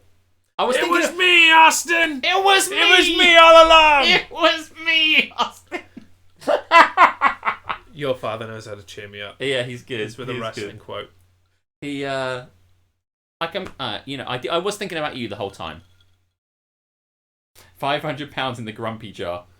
No, Harmstone's paying that. That's not... I'm covering myself inside it. I'm not paying that. That's on Harmstone. He can go right now and donate a £5 to Positive. It was me, Austin. Exclamation JG in the chat. Harmstone owes a £5. I don't make the rules. Oh, wait, yes, I do. You owe me money. There you go. Right. That's things in the sea. Yes. So, unless there are any more things in the sea, perhaps people who suggest songs for when they know people aren't around or something like that, they can go in the sea. Hello, maybe. Darkness, my old friend. Maybe. Yeah, no. If it helps, I don't know that my sound and I hadn't, changed the sound since I'd done it the week before, and I thought it would be the same, and I suspect it was slightly off. Oh. But so it might not have been perfect, but it probably was because I'm, really good. But can we put Harmstone in the sea? I've got no complaints. I'm not going to argue with that. I don't want to. Against my better judgment. It depends. If he throws a £5 in the pot, as is mandated, then he can survive. Otherwise, yeah, he's getting wet. IT teams who change stuff without telling you. People who often break links annoy me actually in that regard. So every time you click on a link, it takes you to a certain place in the network, whatever, and then someone goes, "We don't need that anymore," and they delete it. So every time you click on it, it goes nowhere. So in a similar way, yes, I hate that sort of shit. Very niche. It is. Well, So that's our stream. That's our scientisty kind of IT kind of stuff that's coming out. You've got to respond to the will of the people. And in a similar way, people are asking. They're calling for Harmstone's head. It's like if he was a member of the cabinet and he kind of kissed some girl during lockdown. I mean, we know that obviously that's very unlikely for Harmstone, but 2 for 2, unbelievable. But in some regards, people. It's like people are calling for Harmstone's head. And we either defend Harmstone at this point and say, no, Harmstone isn't going in the sea. We'd never put Harmstone in the sea. Or we kind of bow to public pressure. And I just don't know. I don't know which way I land on that one. Public pressure sounds pretty good right now. I'm not going to lie. Anyway. Well. Let's give me an opportunity to cheer myself back up in the segment that we like to call Haters Gonna Hate. Fuck this shit, I'm out. Fuck this shit, I'm out. No thanks. Yes, it's a segment we like to call Haters Gonna Hate. And the problem is it's Positivity Month. If you just joined us when we do Haters Gonna Hate, what generally happens is someone puts something in the stream we've got to hate on, and we both hate on it. But it's Positivity Month, Jeremy. So, in the meanwhile, you can put some things in the chat that this good gentleman will hate on. Yes. And then we'll finish up with the other one. Flip it up and move it around. I'd say, bitch please, as if I'm not the heel in any situation. I think, do you know what? Please don't clip it when I say, I think the world needs Michael Harmstone. I said, didn't you? So let's not put him in the sea right now, you know? He definitely needs to donate a $5 though. I'm not even joking. Give the public what they want. MG Harmstone gets in the sea. I thought it was one of those golden showers I've heard so much about in Regent's Park. Basically, people... Do you know what? They were a public thing. There were people standing near the golden showers watching it. It was really strange. The world needs Harmstone. What the world needs now is Harmstone. You'll get your money if I'm number one at the end of July the 31st. I'll get money from you if you're not number one at the end of the month. Got to pick a pocket or two. Because you'll buy the T-shirt that you don't win. Because I know that you know you really want want Do you win a T-shirt for being top in your stream? For this month, yes. Ah, shit, I should have tried to gamble. Still plenty of time. Well, do you remember that time when I saw, like, whenever Jaeger's top, I'm like, I don't need to try and... You don't need to try and beat me, Michael. You just have to try and keep up. You just got to beat yourself. That was a Lost Boys quote. Bloody love Lost Boys. In the end, I always knew Jaeger would self-destruct, but I'm not so sure about Harmstone. Okay, I'm going to hate on something. So if you want me to hate on something, put it in the chat. Because if you don't, and I'm fine with that... I'll think of something. We'll just move along to the segment you all want. Beating yourself on stream is definitely against TOS. Probably. Gents Park. You want to hate on actual Regent's Park? Do you know what? I mean... Fuck Regent's Park. I know I said earlier, Alex can hate on Chateau Neuf. The ninth of all the houses. I don't know. That's really just hating on wine. We've done that already. Hate on streaming and vlogs. Streaming could work. Streaming could work. Yeah, make it so. Yeah. Okay. Well, I'll do both of those things. Regent's Park. Yeah. I mean, ultimately, let's get it straight. Okay. You've seen one park. You've seen them all. All right. They're just areas of grassland. I'm not a big fan of these public places. There's a problem with them in the first case is that the fucking public go there. And the public are cunts, right? So do I want to go and see cunts? No. No, I don't. Why would I go there? Why on earth did I go there? What was I doing there? On the sunniest day of the fucking year. Honestly. I don't like the sun. I don't like laying in the sun. And I don't like other people. So why the fuck did I go to Regent's Park? These are the questions. These are the questions that this audience deserves answers. I'm not going to get them. But I will say, so I was lying there listening to other people. And do you know what? Other people are pricks. They're not very considerate. Do you know what they're not allowed to do there? Barbecue. What did they do there? Barbecue. You know what they're not allowed to do there? Play fucking loud fucking music. What did they do? They all got fucking music. They're all just playing as loud music. And do you know, they're just dancing, being free spirits. Some people just out in the kind of like the walkways, the paths, just playing all this music. They're dancing in everybody else's way. Enjoying themselves. They're just unbelievable. But hey, listen. Now let me explain something, Jeremy. There's enjoying yourself, but everything in moderation. There's no need to flail your arms about because it's so fucking extra. Like, I need to show you. It's not having a good time unless I'm proving that I'm having a good time. Oh, fucking grow up. It's so fucking cringe. Just you don't need to do it so extra. so everyone can see I'm it. not sure I can picture it. Maybe you should put your wine down and demonstrate. Don't make me. I can't do it. I'm not going to do it. I can't picture it. Can you picture it, chat? Do you know what? I'm just not seeing it. I don't know what he's talking about. It's terrible. They were flailing their arms. I'm not going to flail my arms. I won't flail. I won't stoop so low. I won't be that guy. I couldn't stand watching them. It was terrible. And one of them, I don't want to get into it. It was too hot. People feel that they want to spread out all over the place with their blankets and their bits and pieces and their stuff and their boom boxes, Jeremy. Fuck that shit. Haven't their batteries run out yet? No, they haven't. There's some good batteries to last from 1992. I know.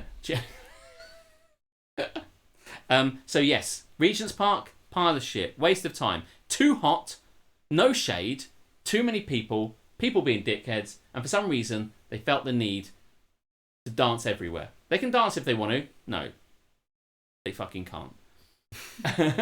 Boombox, turn up the turbo bass. You're an old man. Get off my grass. And Get off my land. And I cycled off on the grass. But don't get me started on streaming. What a waste of fucking time. Why are we even doing any of this shit? Jaeger makes a really good point about hating on streaming. Do you know what? My time is now spent trying to say the right thing so people follow me, and then it's just kids turning up on my stream demanding shit. It's like I'm babysitting everybody. It's like I'm babysitting the world. They're all like my little brother. Do you remember Orgoy? Calling Marker? Now Hat Boy? Who just like on my stream last week was like, stop playing music, you're shit. When are you going to play Gartic? And I'm just like, is this what it's become? You know when I say I just want to be famous? Maybe it's just not worth it. Streaming is just so much time. So much worthless time. All I want to be doing is playing Magic, drinking wine, chilling out, going to London. But no, I have to satisfy. I won't do it any longer. I'm doing what I want. And you can come along if you want. Fuck you all. I'm not doing it. Streaming is such a waste of time. What are we even doing? What's the point? I could just do it at other times. I just feels like you have to satisfy everyone. No.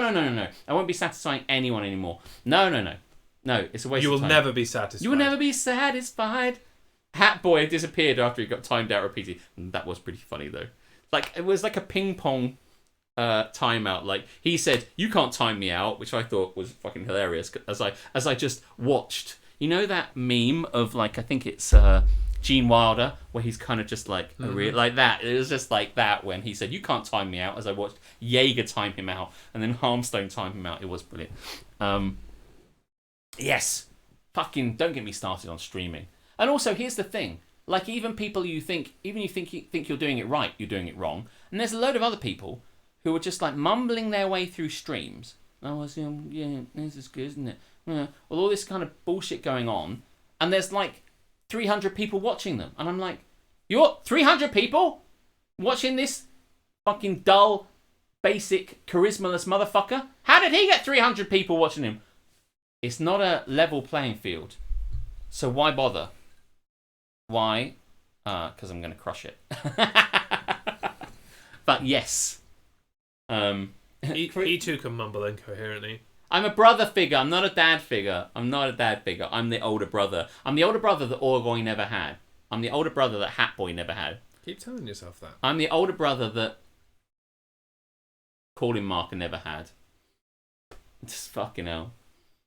I don't know. Stepdad figure. I'm not trying to be your dad. I'm trying to be your friend. I'm not trying to be their friend either. I think that's it. You're the horrifying drunken uncle to the world. Well, cheers to that. Yeah, fuck Regent's Park. Fuck streaming. Fuck you. I've got no positivity to give. If only there was someone that could save us. If only there was, one man. If only there was a hero this town deserves that could bring some love. I feel that would be an amazing thing, frankly. Grandfather figure. You never disappoint, Harmstone. I'm not even wishing I hadn't lobbied for you to stay out of the sea. I'm holding up for a hero. I'm holding out for Hero 2. And that's what H is. Could I do holding out for a hero? I don't know. We need to send some love into the stream. And I suspect we should do it in a segment that's going to finish the whole thing off. A segment we like to call Love is Gonna Love. Hey, buddy. Donald, this is amazing! You even sound different! I just feel so happy and relaxed. Love This shit I'm in. Love This shit I'm in. Yes, please. Yes, please. So, for those who are joining for the first time and maybe not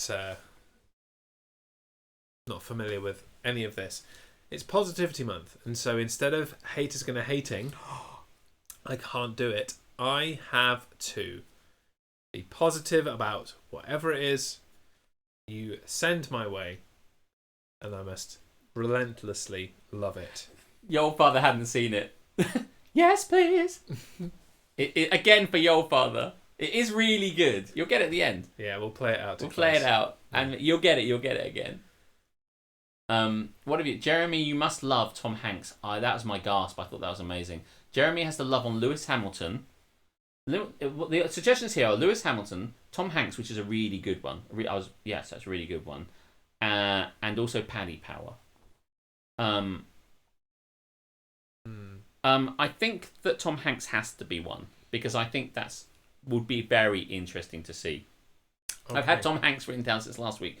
I'm saying that's a really good one. Okay, in that case, do get me started on Tom Hanks because what a guy, man.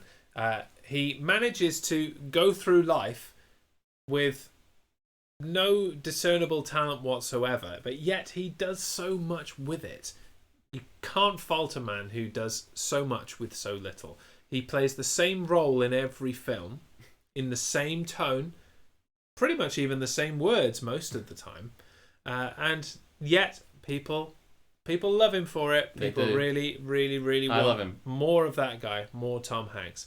And the best thing about Tom Hanks is when he isn't Tom Hanks and he's just another character entirely. Yes. And of course, I'm talking about Woody. Yes. When he is Woody, he completely surpasses everything that he ever does as that guy that talks to a football and that guy who tries to get away from Leonardo DiCaprio and other such roles. Or tries to catch DiCaprio. He does well, yeah. You were so caught up in his acting talent, you forgot the plot of the film. That was an alright film, to be fair. I think that was mostly DiCaprio. Film. Anyway, so Tom Hanks in Toy Story is just next level amazing, and I think it's mainly because you don't have to see his face not moving while he says things. Like it just doesn't move when he says things. That's true. There's no expression in that guy. It's a skill to say things without any kind of expression. Sorry, I'm just enjoying the chat. Famously not a football. Fuck off. But he does say basketball, and then they also volleyball. So I'm half asleep. Again, I love this. This is amazing. Harmstone's built a career around being right, so I enjoyed that very much. I'm pretty sure it's a football. But it doesn't matter. I mean, you were saying, I didn't mean to interrupt you there. What's your favourite of the many wonderful Tom Hanks films that you love? And you love them all, obviously. Obviously, every single one. So, and is there one that stands out? It's so hard to pick one that stands out because obviously his role in them doesn't stand out. They're all equal. Of a similar quality. They're of absolutely similar quality and identical quality on the most part. Yes. I do like Road to Perdition. Road to Perdition is a good one. That is a really good one. But you're not beating Toy Story. Toy Story is one of my favourite films of all time. It's a really good film. So yeah, Tom Hanks, what a guy. He sure knows his role, and he sure knows how to do that thing that he does. He does it so well. Road to Perdition is so hard. He certainly does it. My favourite, I mean, I might have to think about this a bit more, but I think my favourite Tom Hanks film is The Burbs. Have you ever seen The Burbs? I have not. Oh, you should. It's excellent. But anyway, you probably won't. But I probably won't. But if you haven't, you probably should, because I think The Burbs is incredible. So, I mean, I don't know why someone wants you to. I think it was Jaeger. The Burbs. Isn't that a Hitchcock film? No, not The Birds. The Burbs. Like The Suburbs. The Burbs. It all goes to shit in that film. That's an incredible film. I enjoyed Hanks on SNL as well. Does that count? Yes, of course it does. Saturday Night Live. Yeah. So I don't know why you're being asked to hate on Lewis Hamilton. I don't even know you actually really love Lewis Hamilton. Oh no, you're being asked to love on Lewis. I forgot how the segment works.